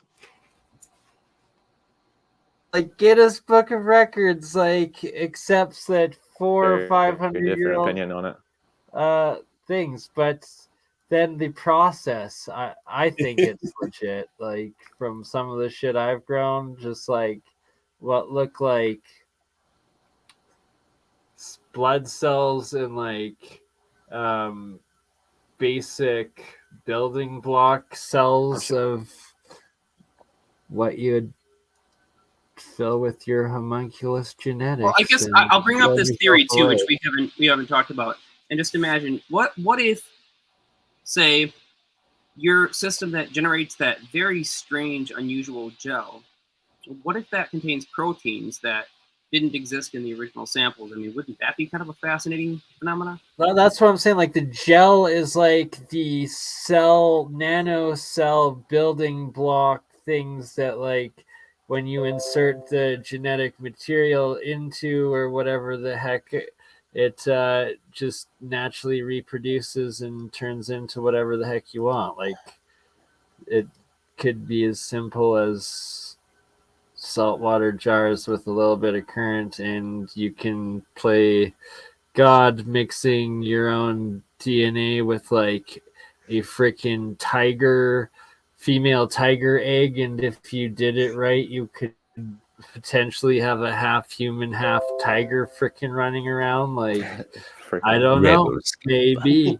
Especially in this day and age, like, is that not essentially what this freaking cloning and CRISPR technology is? Birdie, somebody says you sound like the Emperor. Birdie, somebody in the comments says you sound like the Emperor from Star Wars. Rebel scum. Okay, so yeah, this is the email that I sent to the Guinness World Records. I just said, just wondering if all the records listed on your website go through your verification process. Do you include some records that don't fit the criteria on this website? And then a week later, I got a response that says, thank you for contacting us. Any record listed on the Guinness World Records have been reviewed by our staff, including expert partners and consultants. So it does say that this is an automatically generated email, so I'm not sure if it was an AI response or what, but they did respond, and they said that everything on the website is verified by their experts. So this is what it says on the actual website. I shared it in the private chat if you want to copy and paste it for people who want to click on it in the regular chat. Execute. But it says in 1500 in Austria, homunculi were living human-like entities reputedly created during medieval times by alchemists from various organic secretions and other biological substances, as well as from certain mystical elements such as the arcanum of human blood. They were usually very small, but the largest on record measured roughly 30 centimeters tall, 8 in number, These were allegedly created during the 16th century by Count Johann Ferdinand von Kufstein and Abbe Galoni, and were apparently viewed by several very notable personages at that time. So they're giving us some details here, so you can take what you want with that and decide if you believe it or not. Obviously, this is just the Guinness World Records. I'm not sure why this would be here. If I guess it could be a side thing. It's just really weird. You missed the best part, man. You missed the best part. Can I read the best part? Go for it. One of them allegedly escaped when its jar was accidentally broken, but it died at once, and its remains were said to have been buried somewhere in the ground of Custenson's whatever residence. And I tried to Google Earth that, and you can't find it. Someone Google Earth it for me right now. It's Kufstein's Tyrolean residence. God damn it! Google Earth it for me. Yeah, running around going like, "What the fuck, man?" One of them allegedly escaped its captivity and started a corner shop in New York. Somewhat.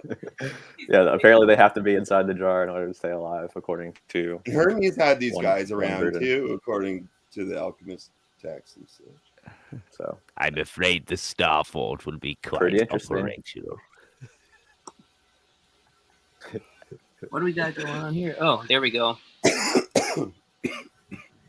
It's me, Mario.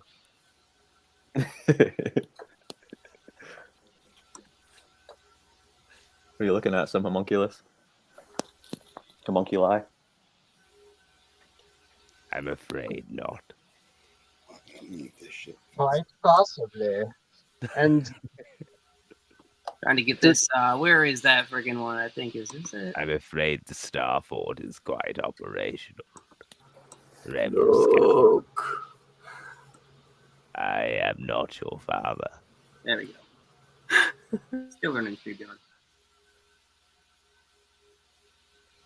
None of you expect me to be the real emperor.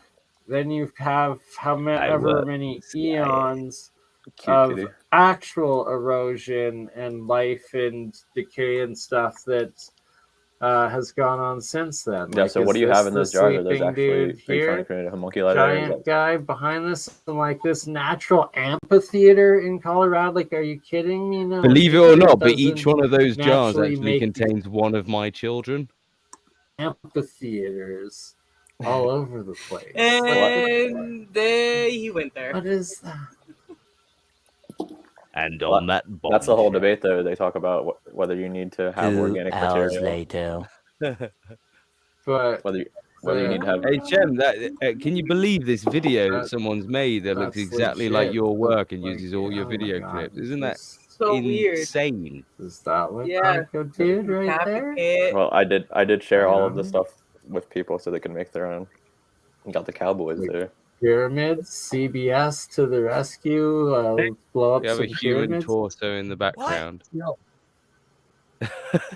What? Hey, Apparently, someone has a Okay, human there's torso no in the background. logic Someone would have saw that. to what you are saying. Get that off There's no stream. logic there. Come on, guys. That's Be called professional. stupidity. Hide the torsos.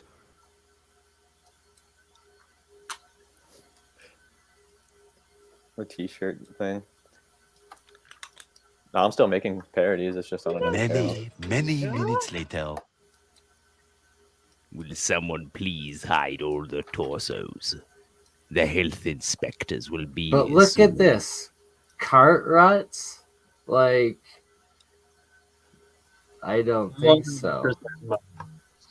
It looks like Maltese shit. DSP owes me Straight $12. rock. How is it cut through with wood carts? Doesn't make sense. Yeah, that would have I to take see. a lot of traveling over a long time, I'm guessing. It was definitely mud. It was definitely real contracts. Such great input. I just wanna explore these places. Like, and look at this hotel. Like, what the fuck? It's in a giant rock. That Powerpuff Girls video was pretty funny. Next to these things.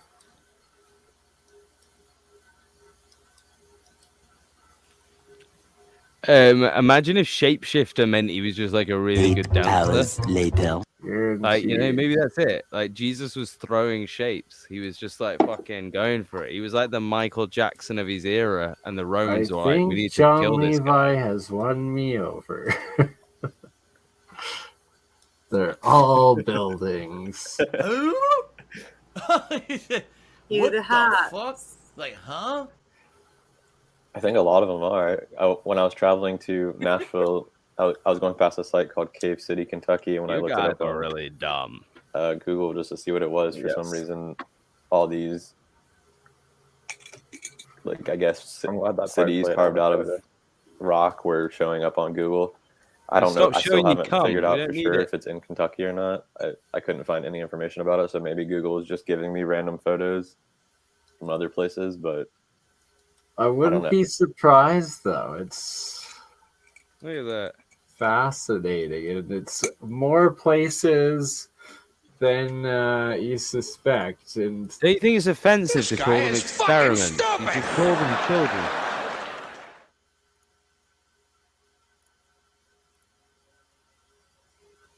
Oh, we've been black screened. Something happened. Life, that's what happened, Shem. Sorry, I was just uploading some short clips here that I recorded of some of Jeremiah's experiments that might be in a better format to view. Bernie, can you share my screen real quick? I want to, since that Cave City, Kentucky thing came up, I want to show real quick what I'm talking about. Shem, Ham, and Japheth. Shout out to the boys. Bernie. Sorry about that. My God. All right. That tablet was ridiculous. And I just want to state that I have actually decreased the amount of blood, spit, and hair that biological material I put into the jars since this information of homunculus have come out. And no, I have never actually tried to make a homunculus. It's alive! But goddamn, what were you trying to do? Not that. Why the F does all of it turn into white goopy stuff that looks like every jar is filled with failed attempts at homunculus is the worst part. After finding out Bernie's been trying to clone himself, we all feel a little bit sick. Let's move on to the next section.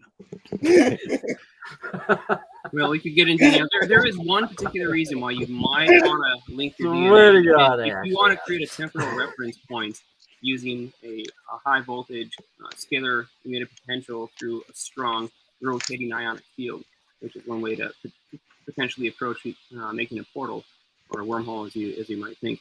It's a reference point. It creates a stressed point in space-time, and it's geologically located. So you can program these things, and you might want to actually use in the tool that you operate to implement this type of portal some of your own DNA if you wanted to have some kind of way to link back to that same field and encode that into the flux that's being radiated. But other than that, yeah, so that's literally why I would put my blood on it, is that I found that when I dropped some blood into the electrolysis reaction, it would start flaking up this white nanomaterial off the cathode side on the like paired with the atomic hydrogen, and essentially make this foam that Keshi called the amino acids, that when you'd coat your coils with and then power the triple solenoid coil, it would create the plasma field that is resonating at your specific biofrequency of replicating your blood. And that we went over it in a past stream, that it's essentially this sponge, what was it called, nano sponge material or something, that it's very similar to, Jeremiah? I'm not familiar with the nanosponge reference in terms of blood, but okay, I got the word wrong. Anyways, biological time reference thing. Back to Shems, and then we will show the ridiculously awesome-looking toroid setup you got going on. Yeah, I don't know if this is actually in Kentucky or not, but when you search Cave City, Kentucky, which is by Mammoth Cave, these photos pop up on Google for some reason. Are you serious? And And dinosaurs. It looks like underground, like an underground city or something, but I don't know how legit this is. So if anyone lives in the area, let us know. Like that looks like Cappadocia, Turkey, and that if there's actually dinosaur bones, megafauna, and what looks like an advanced mountain city in Kentucky. I guess so. And the weirdest thing about it is when you look over here at the weather section, it has this Nazi SS symbol. Oh man, I never noticed that. So that's just Literally, like verbatim. Holy cow! Look at that. But yeah, I'm done. Oh, that was great. Yeah, sometimes they're just too good not to really point out. That's fantastic. I can't believe I've never seen that before. It's probably there in the subconscious floating around like, you've seen something strange. You recognize that? They would love to do that. Oh, Man, that's great. Is the biggest Just cave a there little SS lightning coming your way. I'll take their technology, but not their policy. Didn't we do that already? So did the Soviets. Yeah, well, by we, I'm referring here Or to the other West. way around happened. We thought it went that way, but in fact, it was the opposite. The Soviets did develop it. Oh wow! The Soviets worked a lot with. Yeah. So this is Jeremiah's work right here. Actually, that's a Tesla coil made by Patrick. Oh, is that Patrick? Pat? What the fuck is that? Yeah, well, while you were talking, I managed to find some higher quality videos to show this time. Hopefully, it's coming through more clearly. Oh, it looks so much better. It's SS trying to kill my freaking great epic. grandfather. Amazing. The frequency is so damn high on that, though. That's why it's generating this kind of, ghostly effluvia that seems to crawl around. And actually, most plasma globes will do the same thing if you get the frequency high enough. Yeah, that's pretty cool. Not bad for a light bulb. Yeah, it came through really clear. What happens if you use a fluorescent? Nothing. Do you think you it just set lights one up of those? crazy You bright. get There's super even powers? more. Fluorescence, you can actually see the dielectric field position. So, like, they'll light up on the ends, but there'll be this weird dead spot in the middle, right where the dielectric field is equivalent to zero potential, and you have these two field nodes that are basically destructively interfering. So what that tells you is that it's a radiated potential, and it really does move through three-dimensional space, and it polarizes the vacuum. So when the two radio waves pass through the same region of space-time, they seem to disappear, but even though you can't see it in the lamp, something else does happen. The energy doesn't just disappear completely, it actually changes the rate flow of time. It's fascinating. And then I had another little clip here of Jeremiah demonstrating capturing this one small particle. Let me. Oh, you're gonna show some laser levitation here using. Yeah. I'm just gonna remove this from the stream, and I need to know who Jeremiah is. Exotic. Oh, that's exotic propulsion over here. You're speaking with Jeremiah. Wait, what? Which? Oh, right. Okay. So there we've got a 515 nanometer. I know that's the 505 nanometer. Look at It's a gain-guided diode, and it's going through a double lens assembly. So what I'm doing is taking the tip of the Sharpie there, and I'm dipping it into the beam at the focal point. And the beam is evaporating some of that dye on the Sharpie, and then the light, the photonic pressure, is actually grabbing hold of it, and it's keeping it there, holding it in place, just like a tractor beam. And so if I change the focal angle, I can actually move that dot around. But if there's any air currents that are a little bit too strong, it will blow that away, because here we're only talking about 25 milliwatts of power. It's a very tiny amount of power. If you want to talk Star Trek numbers, the tractor beam draws anywhere between 580 kilowatts for small objects up to about 50 megawatts. So there's a lot more power that you could put into this. And here's the interesting thing. This does not just work with lasers or visible light. This works with radio waves. So you can grab big objects that are real heavy, and if they have enough transmit power, tractor beam. And suspend them in it like a. Suspend them, move them around, bring them towards your craft, push them away from yourself. fling an asteroid if you really want to. Interesting. What's the biggest thing you've ever suspended before? I cannot And this talk is about Jeremiah shooting bolts out of his hand. This is an interesting video. So we got about 4 to 6 inch I long just lightning laughed bolts at coming out of my Shem. I'm hand. sorry. I'm What's walking the around with biggest this. thing you've ever suspended?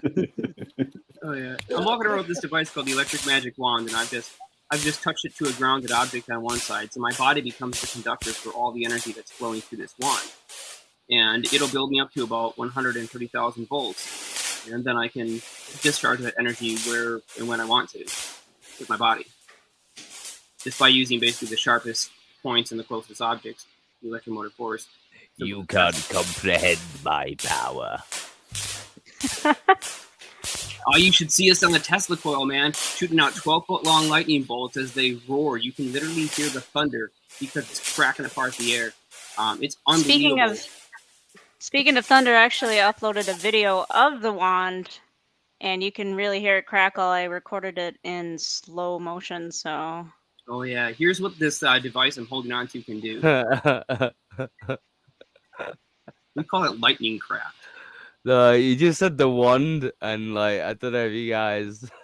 It doesn't have, Dragon Heartstring or Phoenix Feather in the center, but it is loaded with a bunch of capacitors and diodes, and it cranks out a crap load of power. It's kind of ridiculous. Yeah, it's loaded. I'm trying to play it. Let me show you my wand. Oh, I guess there's no sound on this one, but it is a pretty loud thunder when you record it in slow motion. That is how many volts? It says you can unmute the sound, maybe, Liminal. Oh, did I mute it? Unlimited power. Oh, let's back this up.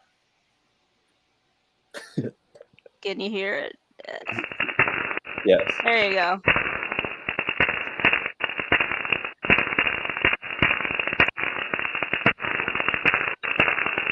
That's a lot of power coming out of there. This thing is strong enough to do the whole, Wingardium Leviosa feather levitation. And it's the small one, too.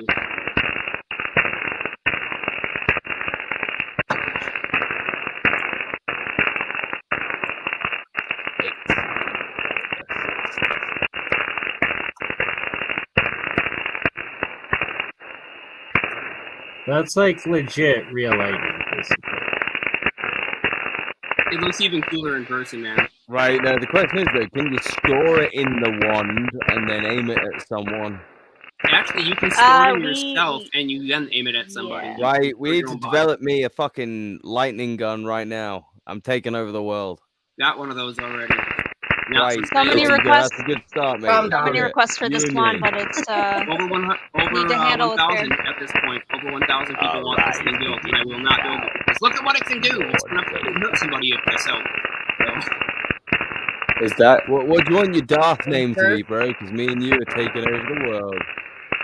What's the output on that, Jeremiah? This little one only peaks at 130,000 volts. The other one that I have goes to 300,000, and it performs literal magic. It will produce a beam of light that's not, there's no LEDs or anything else. It produces an ionized channel that's so powerful and so concentrated. It looks like a beam of light, like a laser beam coming out of it, and it bends towards your hand.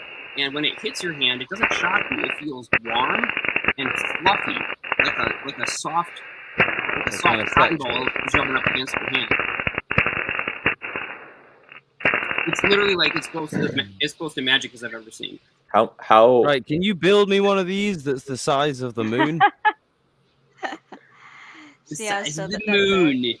Does the design of the tip have a lot to do with its capabilities? Oh man, yes, absolutely. I have 3 different tips for that thing that control the type of field emission and the maximum voltage. The tip reminded me of a ring. You can charge everything in the room with one of these tips. You can what charge did the tip doors. remind you of? Grab onto the doorway with the electrostatic charge and close it if it's light enough. The hinges are well lubricated, so that's one of the things it can do. The ionizer tip, you can also spray it against some distant object about 5 or 6 feet away. and you'll see the entire object start to tilt or move or sway because there's so much charge on it.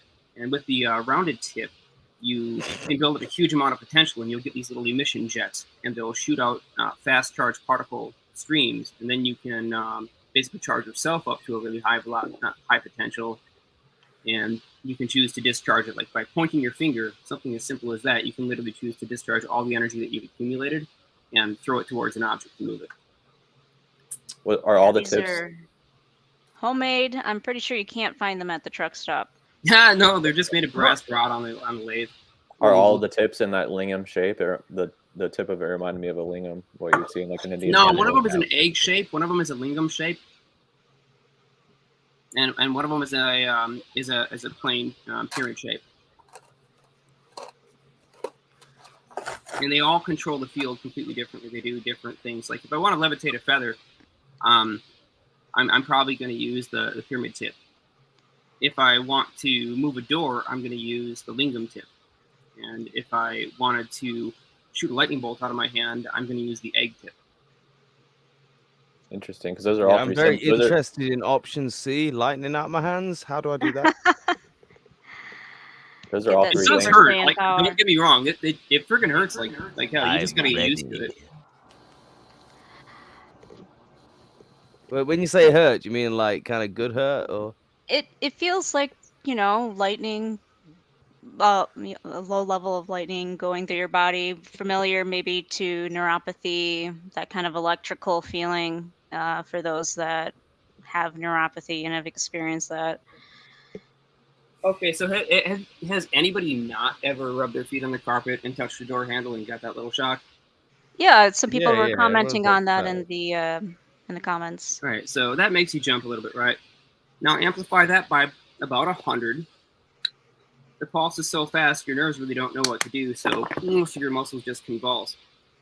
You can tell your brain to overcome that sensation. It turns out that there is actually a feedback mechanism where you can precondition the muscles to not respond by thinking about it ahead of time, even though the signal doesn't get to your brain once you get art to. So you can mind over matter it, basically. Jeremiah, someone wants to know how many amps at that voltage. The continuous output is less than 5 milliamps. The instantaneous impulse from a full human body my size, I'm about 136 pounds and about 5'10".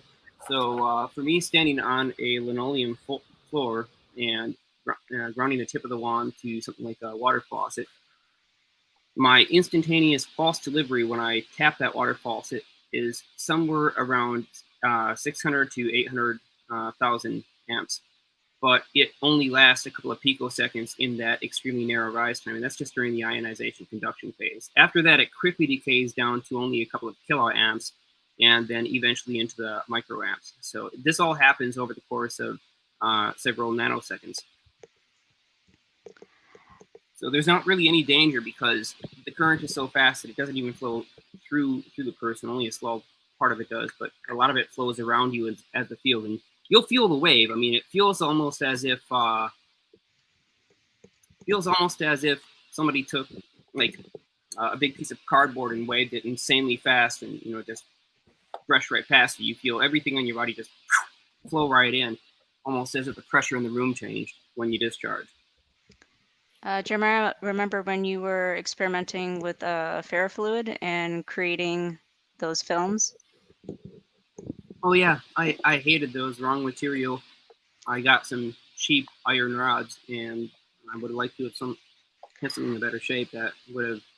I tried to present that the last time we were on together. Unfortunately, yeah, I didn't have as good of a close-up on the clip I found. I think I found a better clip. Whenever BurnEye has a chance, I'm not as used to presenting on here, so can I just hit play or? Just give me a second. Hopefully this one has a better close-up. I think he just tried, and I think I just tried at the same time, so I tried to edit to kick it back out. Yeah, that's much more Thanks, close. buy me a pop. We hit it at the same time. All right, the ferrofluid looking good. Much better close-up.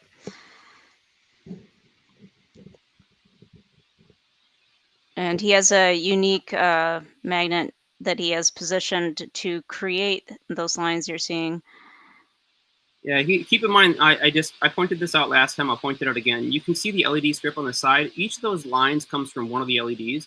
So where we might be deceived into thinking, well, those are the actual magnetic field lines. Well, no, that's the magnetic field curvature, but the lines themselves are coming from each LED. So don't count the quantity, just look at the angle that it's curving. That's what you really want to gain from this, is the angle that it's curving, because you can see that angle change.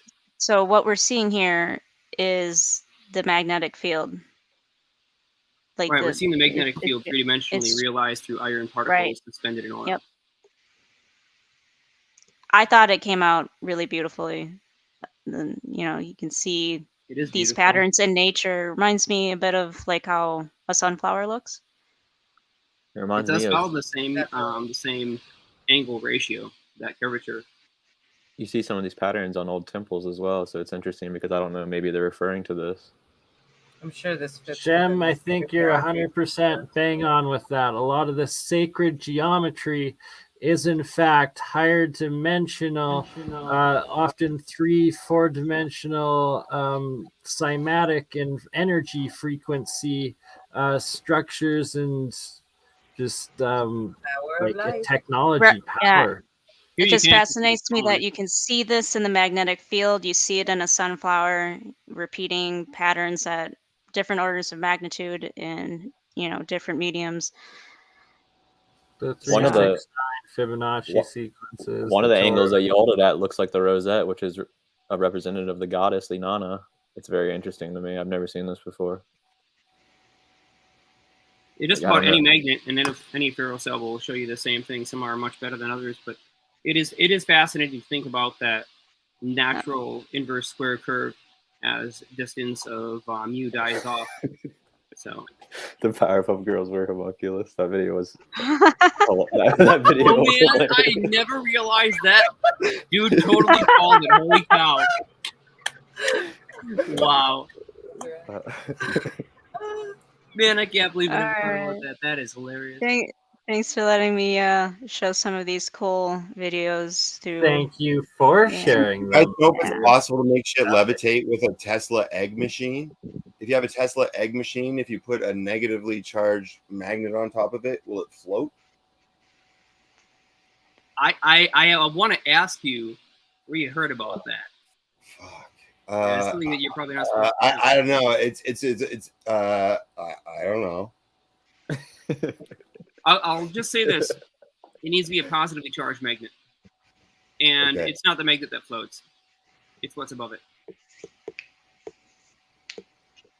Does the machine itself float? Especially if it's made with bismuth? Unless you attach the gain in altitude or the force that's being produced by the rotating object in reference frame to the rest of the assembly. But you do need that rotating object is going to be what really produces a huge amount of force, and it might not necessarily be very heavy compared to the whole machine, but the force that it will generate upwards is the kind that might shoot through your ceiling, for example. So that's what you want to tap. It needs to be mounted rigidly into the chassis of the vehicle if you want to try and do that type of thing. So, where did you hear about that now? But I'll get back to you guys in a couple of weeks. Elkman's got the private lab set up. He keeps it secret. As all good alchemists and sweet tooth and fellow knuckleheads, good Ryan Sir. Happy Canada Day to all. We're right Happy at Canada Day, everybody. I had a lot to share, but it was just going to cause more division than it was going to cause unity. So I just said, fuck it. And I'm just here to say. Perfect. Well, we'll be back in 3 days for the 4th of July, and then we can share it then. And we can do American independence, more divisive, division, polarized than ever. Doesn't have to be. Doesn't have to be. Did you hear about Roseanne Archibald? She got voted out. Did you hear about that, Elkman? What was that, sorry? Roseanne Archibald, she got voted out of being the chief of the Native Alliance or whatever. No. APTN News. a corrupt man. EPTN is actually epic here in Canada. It's one of the free channels, and it's the Indigenous broadcaster and news, and yeah, thus you can actually keep up with Indigenous affairs, and that's actually good to hear, because one thing is corruption is rampant through all societies in the West and needs to be rooted out. Yeah, and I also think our fellow Canadians got like a 6 month timeline to share everything we got to share before it's not an option anymore. So it's getting scary up there. Everybody get your stuff out there. Get your stuff out there. I'm not causing more division on this day, but fellow Canadians, if you have any info, you got a 6 month timeline to get it out there, unless you're an official news reporter. So the government of Canada is causing division, not you. Talking about stuff isn't division. You can share that. I can't share that.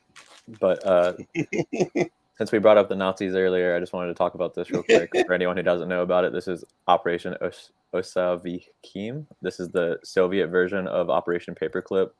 So basically what it seems like to me is that almost no allegedly evil Nazis were held accountable for their war crimes. They were either sent to America or sent to the Soviet Union. And very few people were actually held accountable. If they even were actually held accountable, who knows if those trials were even real or if they were just propaganda, like a show trial. And even if they were real, the people who they executed weren't even necessarily responsible for no one higher up, no one ordering the crimes, no one committing the crimes.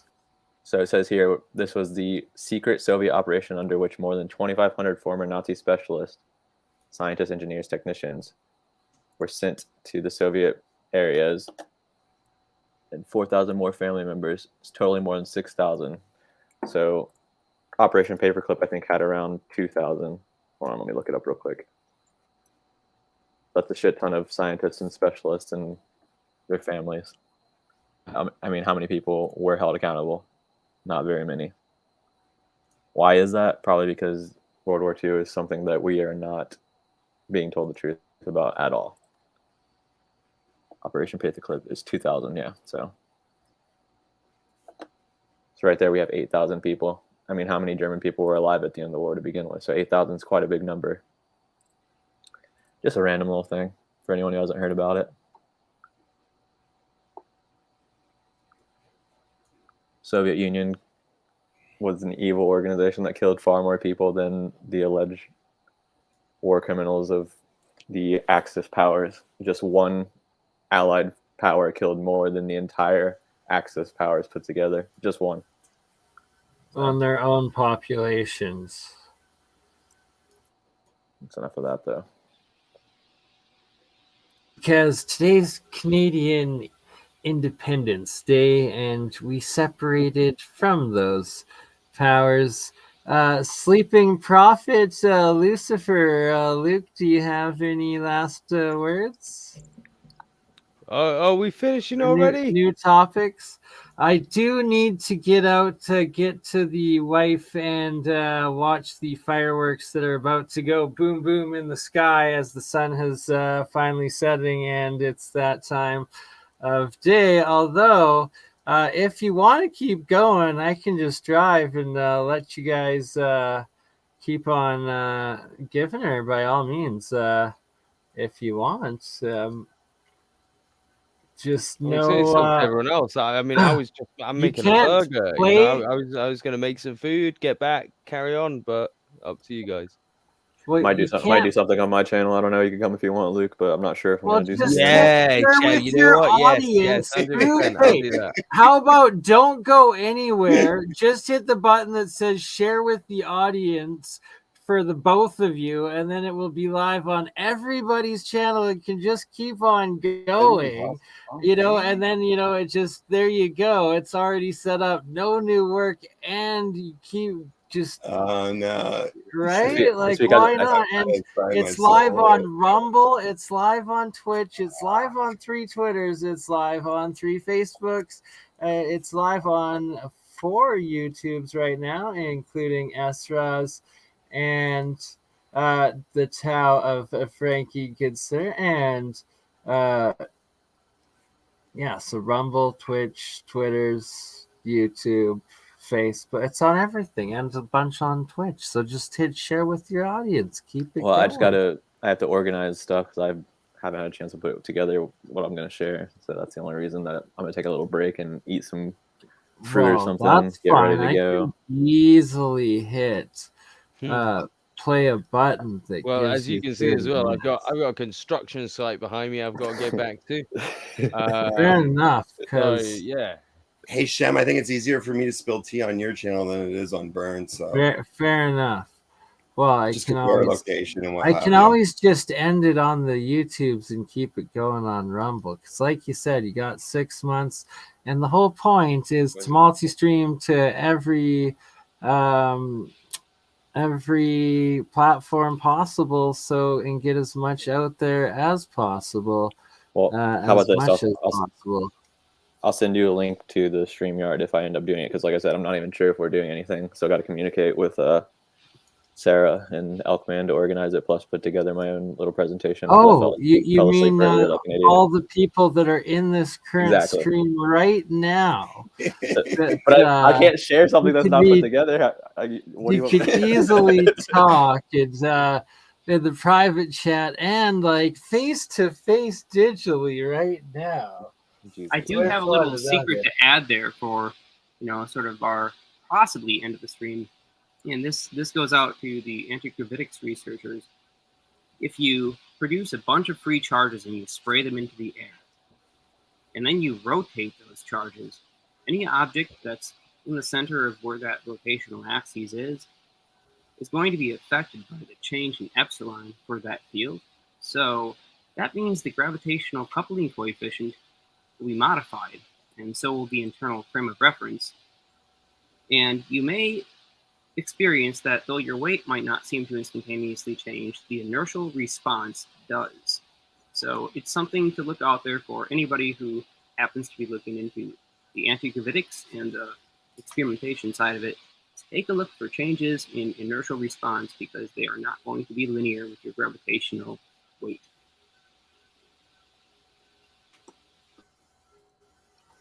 This is Red Rock Canyon in Waterton National Park, southern Alberta, and quite fascinating red rock, just like Colorado there, and Nevada, Utah, all the the Badlands. And yeah, you've been boots on the ground for a couple of days. Pretty cool stuff. I saw your dog was happy to be out there. I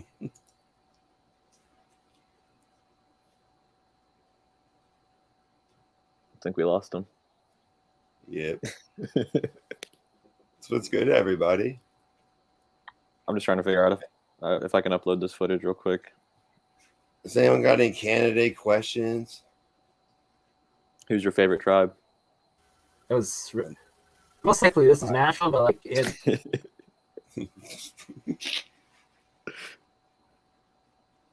Bernie, you're freezing.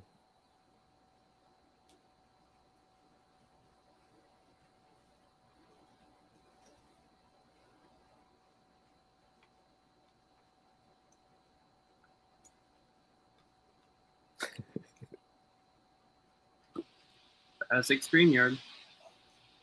I know. So one thing I learned about Canada was on maps way before Canada was even an idea. It was in maps from a long time ago called Capa da Nada, and that's Spanish for Cape of Nothing. But y'all been told it's Canada or Canada or whatever. But the earliest you'll ever see it is on a map. It tripped me out. So I was like, yo, what the fuck is Canada doing in this time? But maybe someone else can pull up the map, because I definitely can't right now. But Capa da Nada is worth researching. Capa da Nada. Cape of Nothing. Capa de Nada. Sounds like it's Spanish.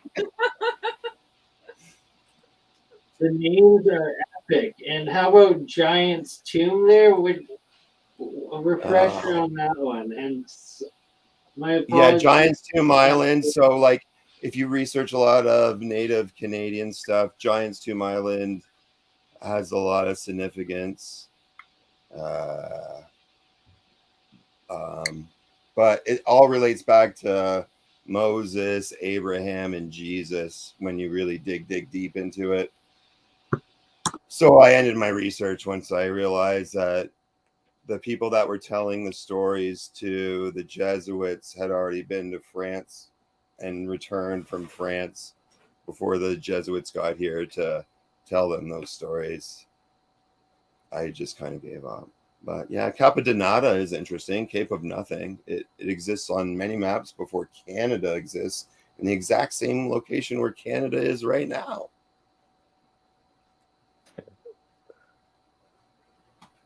The French language is very interesting. I'm looking up Capitanata map and I don't see anything.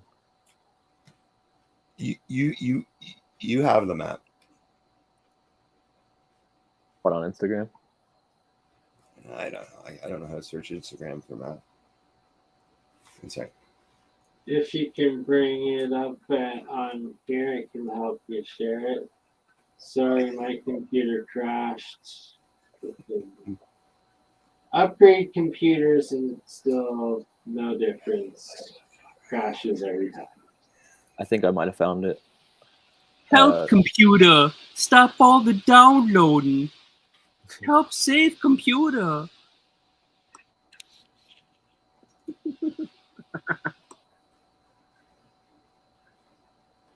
Never mind, I didn't find it. No, I looked it up earlier. I'll find it.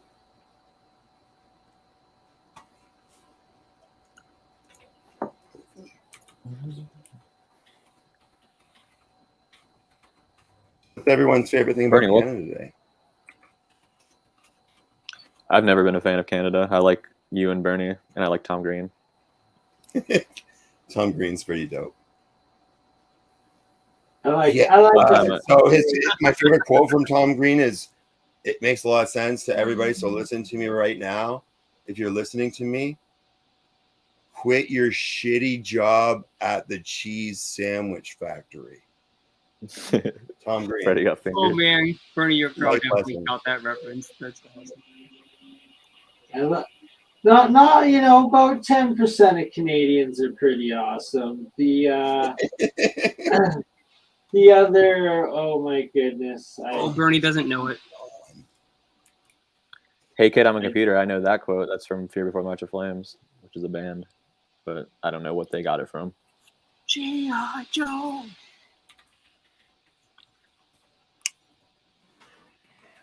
Those who know it will know it. Those who don't, you're missing out.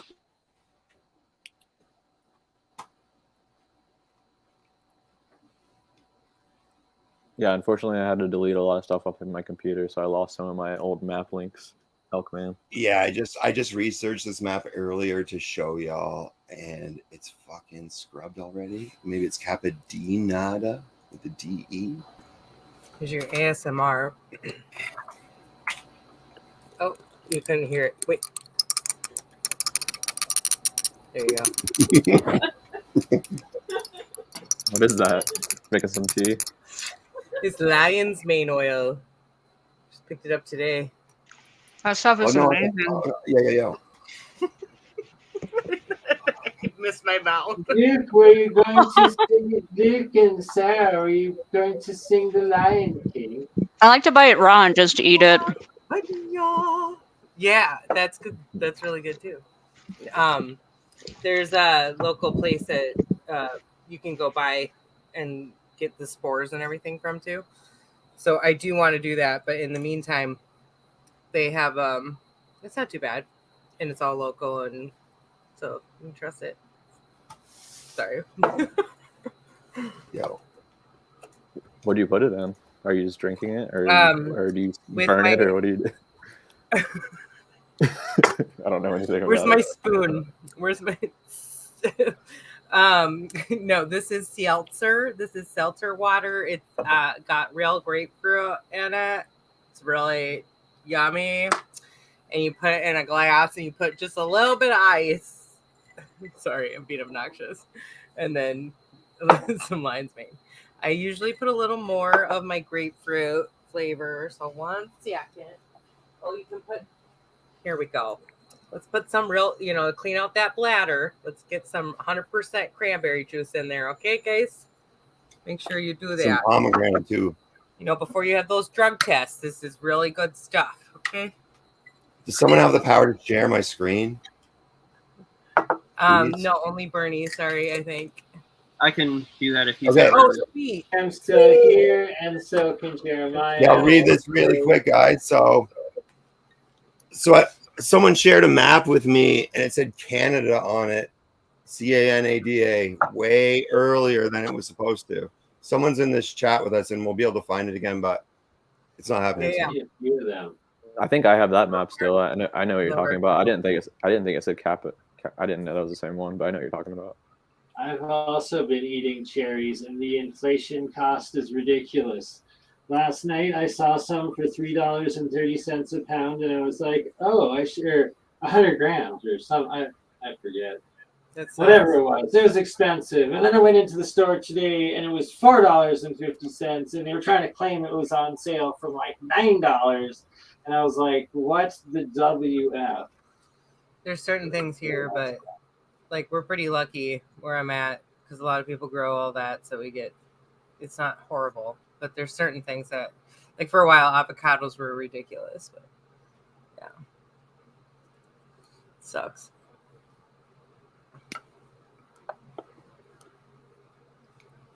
So that was all. I just want to share this.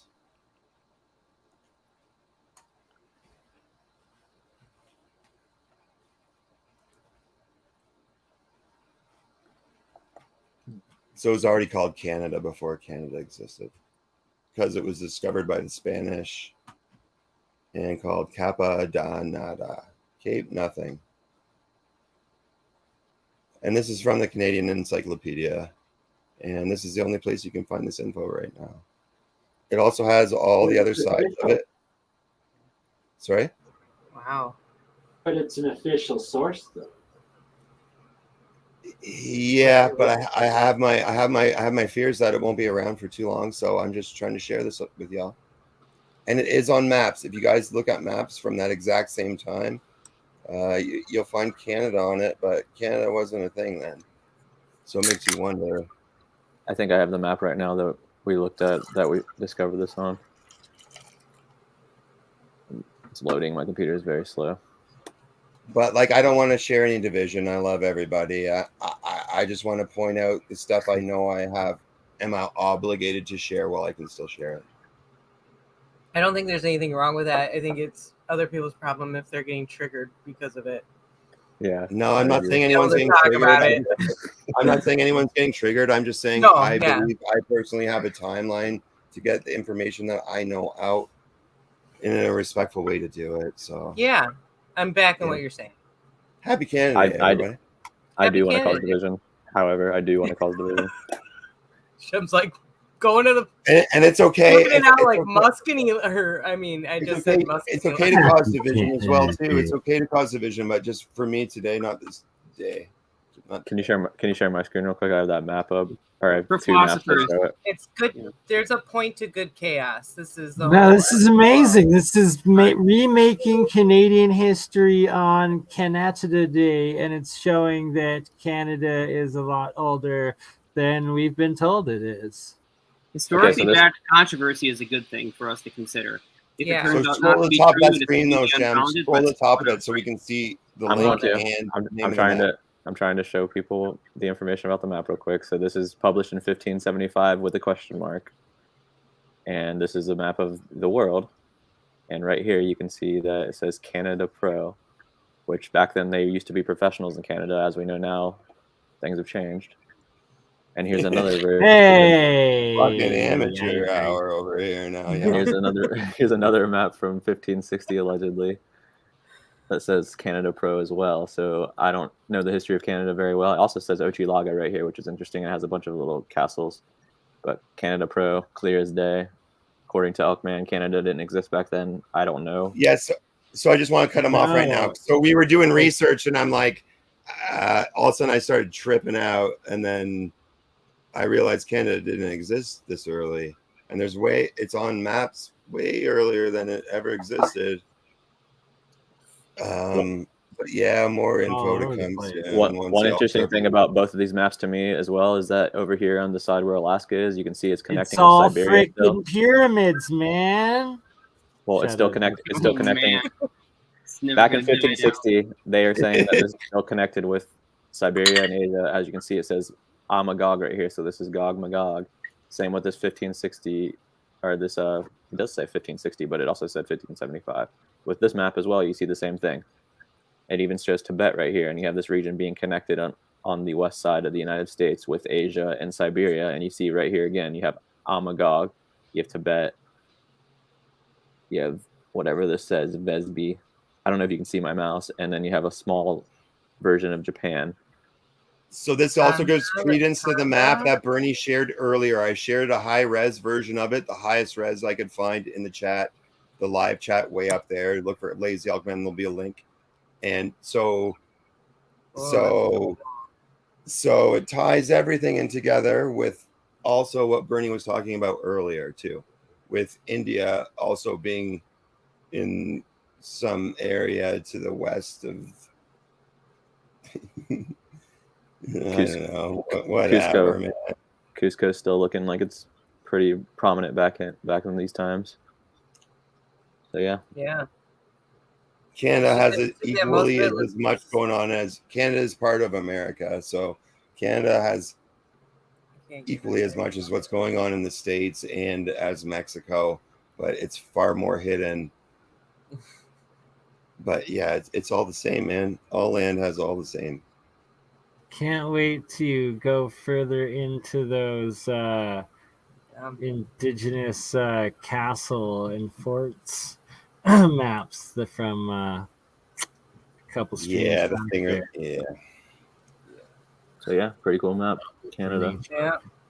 And we got a lot of cities in America apparently back then, like Grenada, Chans, Nusef, Tontontinuk, Coama, Chico. What's the year on this? This one is from, it says 1575, but it also says 1560. So it's between, I'm guessing it's between 1560 and 1575. So we have these castles in Western United States. It also says 1512 to 1577. That's really important. I think that's I think that's the guy that's made it, and that's the years he lived. I think that's what that is. Like a proposed settlement. Indeed. This information has been added to my psychological roster of possible realities. Oh, there's a lot more to it. I may teleport to I have some pretty cool maps. But... All right, well, I'll share these. I wish I could just comment on the freaking chat from my computer, but it won't let me, so I can't share these in the chat. I can put them in the private chat if someone else can do it. Feel free you can to share them on Bernie's chat because everyone's a moderator on there. No, I'm saying like when I click comments on StreamYard, I can't comment on the video for some reason. No, you have to have the video open on one of Bernie's many streams. Yeah. On your YouTube in another window. Okay, I got you. I'll do that. My computer might crash though, just a warning. You can send them to me and I'll send them if that isn't problematic. You can save some bandwidth by killing your local webcam video, and it usually seems to help. Gotcha. I actually have the link. I can do it.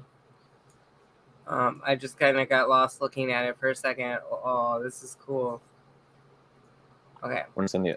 Right, like all of these maps, just it's rewrite. It's proving rewritten history and cataclysms and advanced both trade and civilization around the world, several epochs over, and then these apparent gaps and separations again.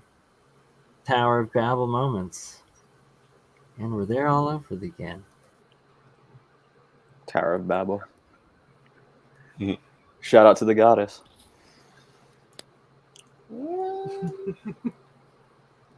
Shout out. She's making dinner right now, and it's going to be amazing. I'm going to try to find this one last map real quick, and then I'll stop sharing my screen. It's an interactive map. It's really amazing. I hope my computer can handle it. Give me about 2 minutes. I'll get it. Okay, I got 2 minutes to show the Waterton National Park. We've got we got a sheep. We got a pyramid mountain. I'm just kidding, but who knows? Or is it all is it all freaking Minecraft? That's what I like. For fuck's sakes, don't tell me it's a Phoenix protocol and all just the goddamn no, it is not a simulation. Hey, Bernie, this you got a likely segue moment? I just wonder what you thought about Google blocking access to Canadian news for anyone living in Canada. Same with Meta. I was unaware of that. So just Google to block access to Canadian news for anyone living in Canada. I made an Instagram post about it, but it's probably like shadow ban, what have you. But this is all from actual news sources. So every company in Canada, as of the last 4 days, will not publish any news. I'm using news in quotes. So this is due to bills C-16, 17, 18. Sorry for saying those demonic words on your stream. But dude, C11 is daddy. Oh my! On that note, I'm gonna end it on one of my YouTube channels, just so they don't take it down in the future. Oh, sweet. Then let's watch my video, so you don't have to worry about the copyright. Not right now, but once we're. But yeah, if you Google that, it's all in the news right now. So Google cannot publish any news anymore in Canada. Neither can Meta, Twitter, Instagram, or anything. So these are all under umbrellas of YouTube is one of these things too. Dude, I want to get into the paperwork. Can you pull the docs for that? Like, I would love. Yeah, I'll send it to you. I'll send it to you right now in the private chat. Yeah, I want to actually to open that up on live. I mean, that would be wonderful. If these are official documents, I would really love to see that because then we can get past this sort of speculation, conspiracy BS. And we can acknowledge what's really going on. Facts only. All right, so ending it on Crypto Alchemist. Just posted the link, so we'll still keep it on BurnEye, as well as 2 Twitches, 3 Twitters, Rumble, as well as on the Tau, which it crashed, so I gotta share Frankie's channel that it's also live on, and Sarah's channel that it's also live on. And I believe on BurnEye, the Rumble channel is also pinned at the top.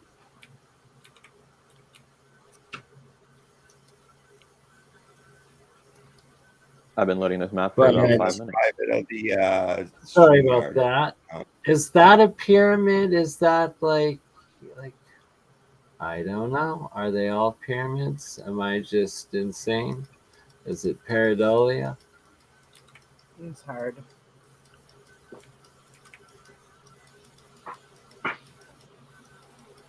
Oops, wrong way. Trying to find the beautiful waterfalls, because that's what it's really about.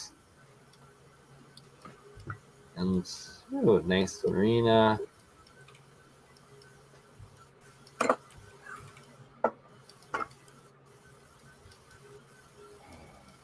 I'll be right back. Same here. Okay. Oh, sorry. Were you waiting to bring that? My bad. Is this the interactive one? Do not bring any of my links up. Do not bring up your links? Okay. Not in social media. Someone from the States should. If you knows, you knows. And you can find mine in the description for TikTok, Instagram. I think I'm on Telegram, but I need to set it up in Discord, but also OdySee. And the Twitters, the Twitches, the YouTubes, the Rumbles. Does anyone need anything more specific?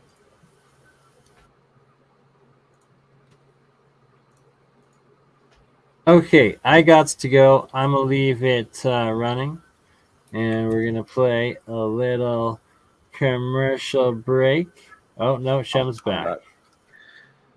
This map is from 1460 by Frau Mario, as you can see at the top of this page here. This one is interesting because it's an interactive version that actually gives locations for some of the sites. They'll give like a Google Maps coordinate for each of the cities here, because a lot of sources say that this map is inaccurate and a lot of these cities depicted here never existed, especially up here in the Siberia region. So I'm going to try to zoom in. If you lose me, I'm sorry, because this takes a lot of power from my computer, which is very old. But this is probably my favorite map of all time. I love this map, and I've been wanting to do another stream about it. The last time I did a stream with it, everything crashed and I had to stop. So I just haven't had a chance to do it. So Canada Day is gonna give you good luck, and it's not gonna crash, and we're gonna make it through. I hope so. One interesting thing is that this area right here says Regna Tenduk. This is the city where Prester John, the legendary figure, was said to rule over his entire kingdom, but there's multiple cities. And it's one of the few locations on the map that doesn't give you a Google coordinates when you pull it up. But when you go to some of these locations next to it, you do get Google coordinates. So you can actually go to some of these ones and type in the Google Earth coordinates and look on Google Earth and kind of look for Tenduk on here, which I haven't found it. I did find a couple of locations that I thought could have been the ruins of old cities. But yeah, this area up here is Siberia. If you look at a map of Siberia today, you'll see that it's just filled with these bay type holes all over the place. It's almost like it was like ripped apart by something.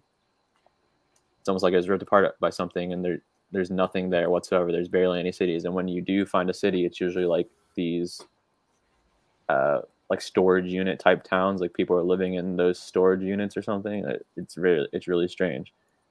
But yeah, this map is just beautiful to me, and it has a lot of cool buildings on there. I'll share it into the chat in a minute, so if anyone wants to check it out. I wish I could show you what happens when you click on stuff, but I'm afraid that I'll lose it. Another interesting thing about this map, oh, it's already frozen. No. Buffering. Oh, it's moving. There we go, yeah. But it does zoom in. It's interactive.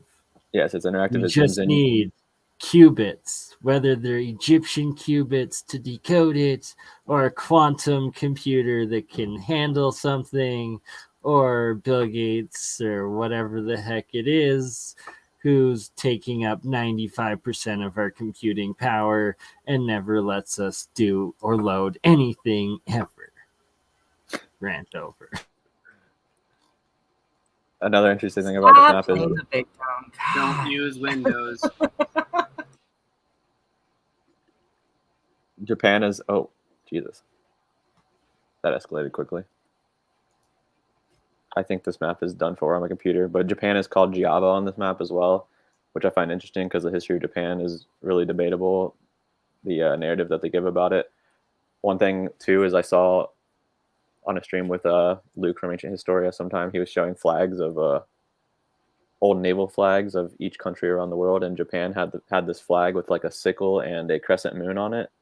And an interesting thing about the sickle on that flag is that in ancient Rome, allegedly, when they would take baths, they would actually dump oil on their bodies and then use that sickle type thing to scrape the oil off their body. So I know that's a ridiculous connection, but I think maybe it's possible. Yeah. No. This is connected to the Gui Shui that is actually kind of coming back. This is the whole like push with the we actually used to use oils like that and move our lymphatic system. That's really interesting. Yeah, you should check out that flag. It's really weird. But one of our buddies, Luke and I, his name's like Luan or something. I'm not sure how to say it. I've never seen a name like that in my life. But he pointed out that I shared this photo on my Instagram of an old tower that used to be in Japan, and it looked like a Nestorian Christian tower. And if you look at the map right here, it kind of does look like the Nestorian Christians were over here at this time. The Nestorian Christians were originally aligned with the ancient Romans, but then they had the division because they said that Jesus was not the Son of God, basically kind of similar to what you guys were talking about earlier, how Jesus was just a prophet and can perform miracles, but he's not the actual Son of God, and he's separate from God because he never claimed to be God. So that was like the whole division between the Nestorian Christians, which were all throughout Siberia and Asia during this time period, and the Western Christians.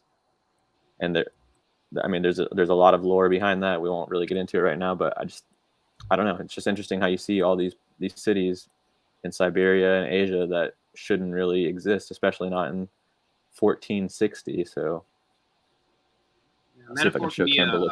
real doozy. I mean, different definitions of what somebody means. There are those who see the entire connection and those who don't. And, well, nobody really sees the entire connection with being a conscious being.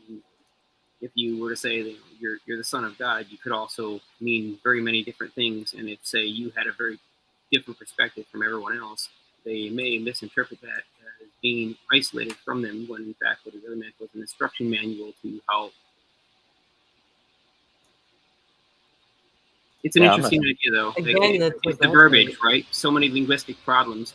As my friend said, and this guy is, this is his quote, he scored in the top quarter of 1 percentile of the national mathematical aptitude. So it's pretty much a genius when it comes down to matching certain mathematical systems. And the way he described it is language is the tragedy of communication, basically meaning that when we try to convey ideas to each other, either through spoken language or written language or symbology, that so much is lost.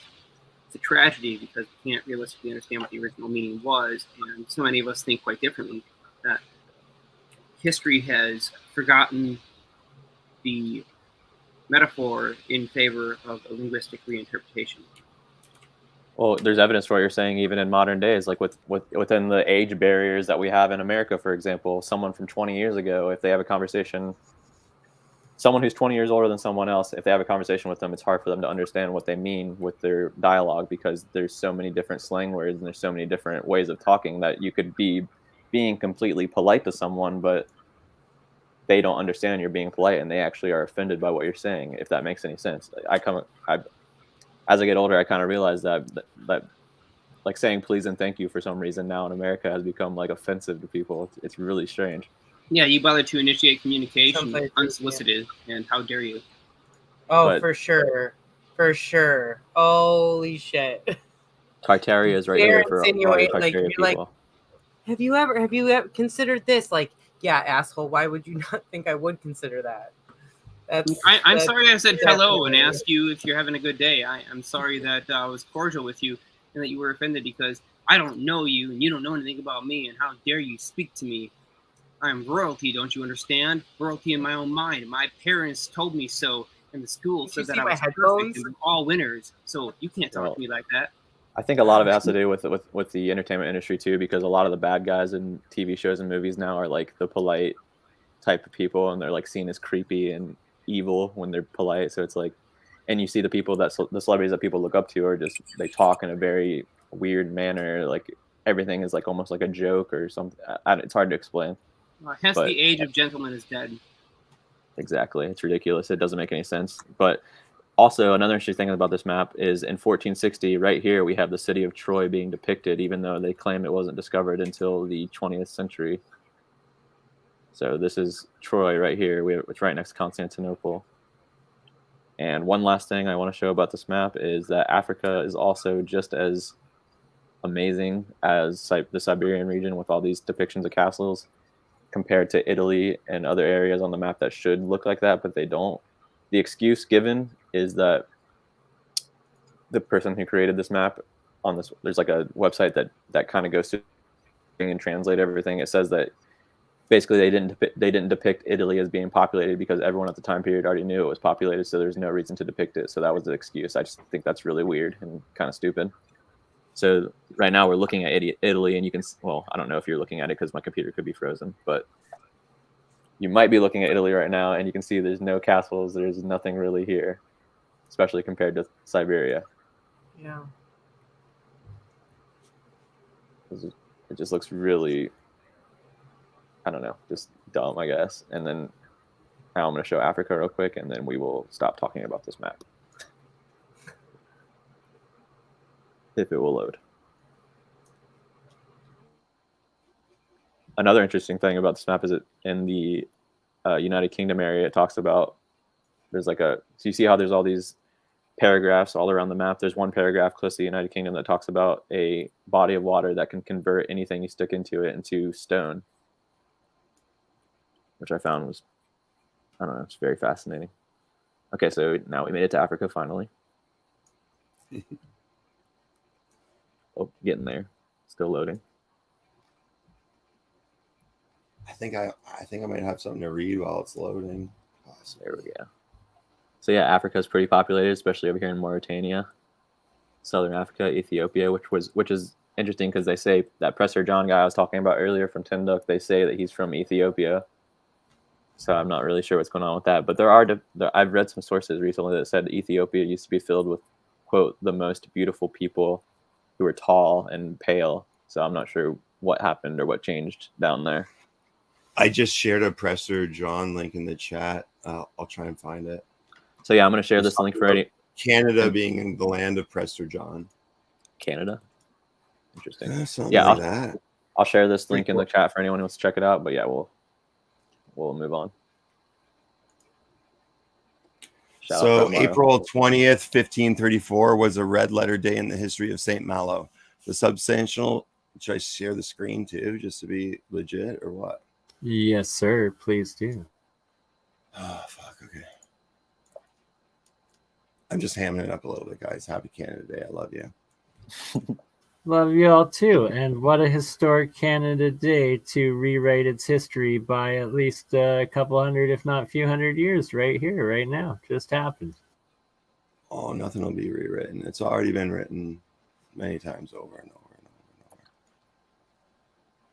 and over. Am I sharing the wrong fucking screen? Yeah. Touche, but once it makes it into the metaverse matrix, freaking Inception stream, you know, July 1st, 2023, we now know Canada was around in the 1500s, 1400s.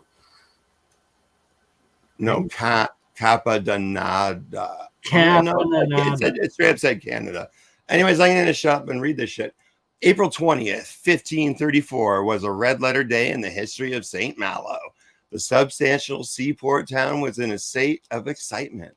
On granite ramparts, crowds of sightseers had assembled over the Ceylon, the 650-foot causeway that joined the island on which St. Malo stands, with the mainland men, women, and the children were rushing to see Jacques Cartier, the most renowned sailor in France, and his hardy crews set out for the newfound land, which is Newfoundland, Canada, not for fish or furs, but to seek passage through the continent of America to the land of Prester John and the Grand Khan. Whoops, did I stutter? Jacques Cartier, the most renowned sailor in France, and his hardy crews set out for the newfound land, not for fish and furs, but to seek passage through the continent of America to the land of Prester John and the Grand Khan, for the leadership of this national enterprise, undertaken through jealousy of the work of the Spanish and English navigators. Sir Charles de Moy La Marvier, Vice Admiral of France, had chosen Cartier, the mariner of St. Malo, and supplied him with 2 ships, each manned by 61 men. I don't know the significance of 2 times 61, but y'all will tell me in the chat. Vessels had long been sailing from St. Malo for distant ports in Europe and Africa, and for the fisheries of the North Atlantic, attracting but little attention. But on this day, hearts were stirred, a new undertaking that might bring great glory to France, and St. Malo was on foot. As the little ships weighed anchor, the cannon on the ramparts, on the great towers of principal gates, thundered a Godspeed, and the enthusiastic crowd shouted themselves hoarse, as myself, as the sails were thrown out. Adventurous and vessels forged away into the English Channel and then shaped their course for the New World. But the only part I thought was super interesting was Jacques Cartier was stoked to go to America to the land of Prester John the Grand Khan.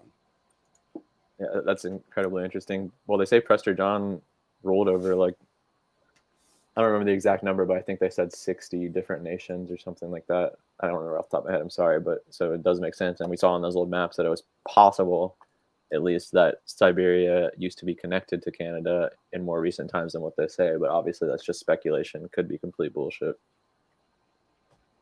So I don't know. And guys, I don't know shit about fuck. I'm just a guy with Google like y'all, and I just know. I'm telling you, in 6 months it's gonna be gone for me. So, like, here's what I got for you. People are saying you need a Halls, bro. Yeah, so on that note, I have to get driving, so I'm ending it right now on my Crypto Alchemist, but we'll leave it on the BurnEye channel and leave it on your guys' channel, still on Rumble, everything else. So you can keep going, and now you can test play whatever you want without worrying about copyrights as much, but don't give me strikes or yourself strikes, because you'll still get. Let's just end it, and then if I go live on my channel later, yeah, you can just go live. I'll send you a link, and you could go live if we end up doing something later. And sounds good. Liminal, Cool. Jeremiah, you're more than welcome to join too. I know we don't really know each other that well, but I just wanted to extend the invite. I don't know for sure if we're doing thank you. something, Yeah, Sounds good. A message or an email or a link to join. So We will. I will forward it to everyone if it gets going, and I guess we will close it off this Canada Day one more time. It's all freaking pyramids with lasers, man. Dr. Evil.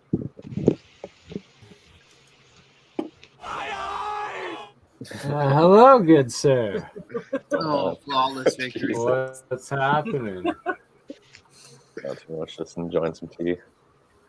Look at this freaking battery. Looks like Shum the Indian temples that are carved out of the freaking bedrock. Freaking. 2 very boring minutes later. Yeah, I caught a little bit of this earlier. It's been pretty crazy. 1 nap later. Look at this shit. They're all pyramids. They ain't gonna lie, I everything was have napped in pyramidal those to movies, begin with. Are you gonna upload this? You've It's seen delayed. it here first. Yeah, it's weird. I'm looking that up right now. Like, look at this cement rebarred freaking fortification, and then just a dinky wood watchtower on top. But 3 arches worth of cemented caves going into the sides. Everything is pyramidal. This looks like they just took over some Navajo freaking mountaintop. Looks like some Guardians. Looks like another Guardian. What? Like, huh? Are you crazy? Just mind-blowing. Absolutely mind-blowing. Oh, just the monastery here. No, that was so good. The monastery made of the only surviving mud brick building castles from around the whole. After coming across those petrified pieces of wood and looking into it a little bit more, some of these places that are carved into mountains, that sometimes I just start to think that maybe they were just structures before the flood, possibly, and they became, I guess, those carved out type mountain looking structures after the flood, maybe. But obviously, it's just a random. These edits are legit. You're a stupid dumbass. Like, something fucked this shit right up, but then you have however many eons of actual erosion and life and decay and stuff that has gone on since then. Like, is this the sleeping dude here?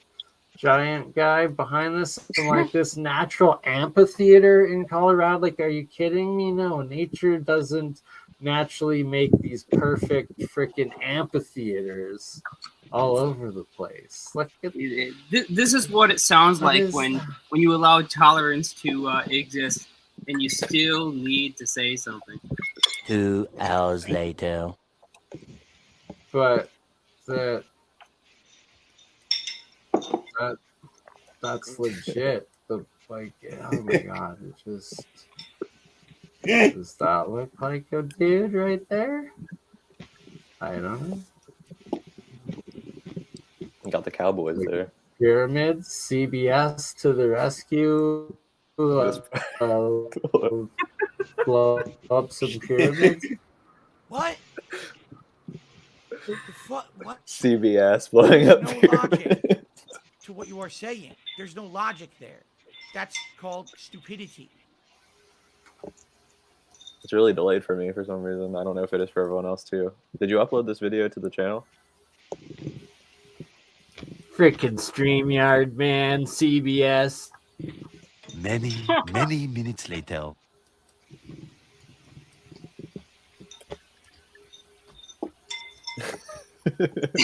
But look at this. Cart ruts? Like, Oh shit, man! I gotta I give you don't like a think virtual so. high five on that one. It looks That's like why I love Maltese this shit. man. He holds people accountable. Straight rock. How is it cut through with wood? 100% much. Wood carts doesn't make sense. Yeah, that would have to take a lot of traveling over a long time, I'm guessing. Such great input. Donkey boy.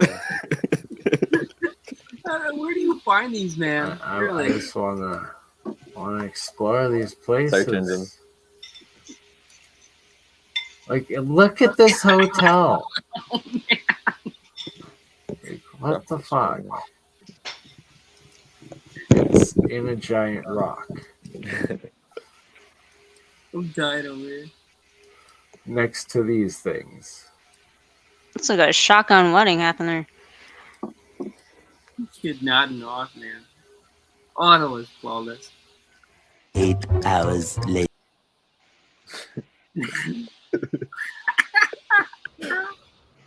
Oh, what happened? Oh, well. A field. No. We must play it through in full. The coffee cup, yes. I think John Levi has won me over. That hair. They're Side all streak hair is buildings. The big bird hair. What the fuck? Like, huh? I think a lot of them are. When I was traveling to Nashville, I was going past a site called Cave City, Kentucky, and when I looked it up on Google just to see what it was, for some reason, all these, like, I guess, cities carved out of rock were showing up on Google. I don't know. I still haven't figured out for sure if it's in Kentucky or not. I couldn't find any information about it, so maybe Google is just giving me random photos from other places, but so I wouldn't be surprised, though. It's fascinating, and it's more places than you suspect. And This guy is fucking stupid. Cool. Amazing. Surprised by nothing. I love it. So on that note, I do need to make a correction that once I walked to the top of this, no, this is not primary water. It is actually secondary water from a dam that is around the giant hill that is called Hill Springs. And it is a canal that is feeding water both down this way as well as continued on another canal above to the right there to the north. It's from a different spring that on the very south side of the hill. It's kind of weird. It's like the dam and the canals go lower, and then above that is actually where they have it dug out and all the trucks going in and getting the spring water, like actually much higher up than this right here, the secondary water. Anyways, I need to go. It's 11. I missed this part. I don't know what you're talking about. But yeah, thanks for having me on. Shout out to the chat. Much love. Thank you for being here. Thank you, everyone. And if I don't see you before 3 days, happy 4th of July to Good luck. Americans. Play with Tantalum, and definitely work with unbound electrostatic fields. Peace out, everyone. Check that private chat, homies. You crazy mother. Yeah. It's just burning.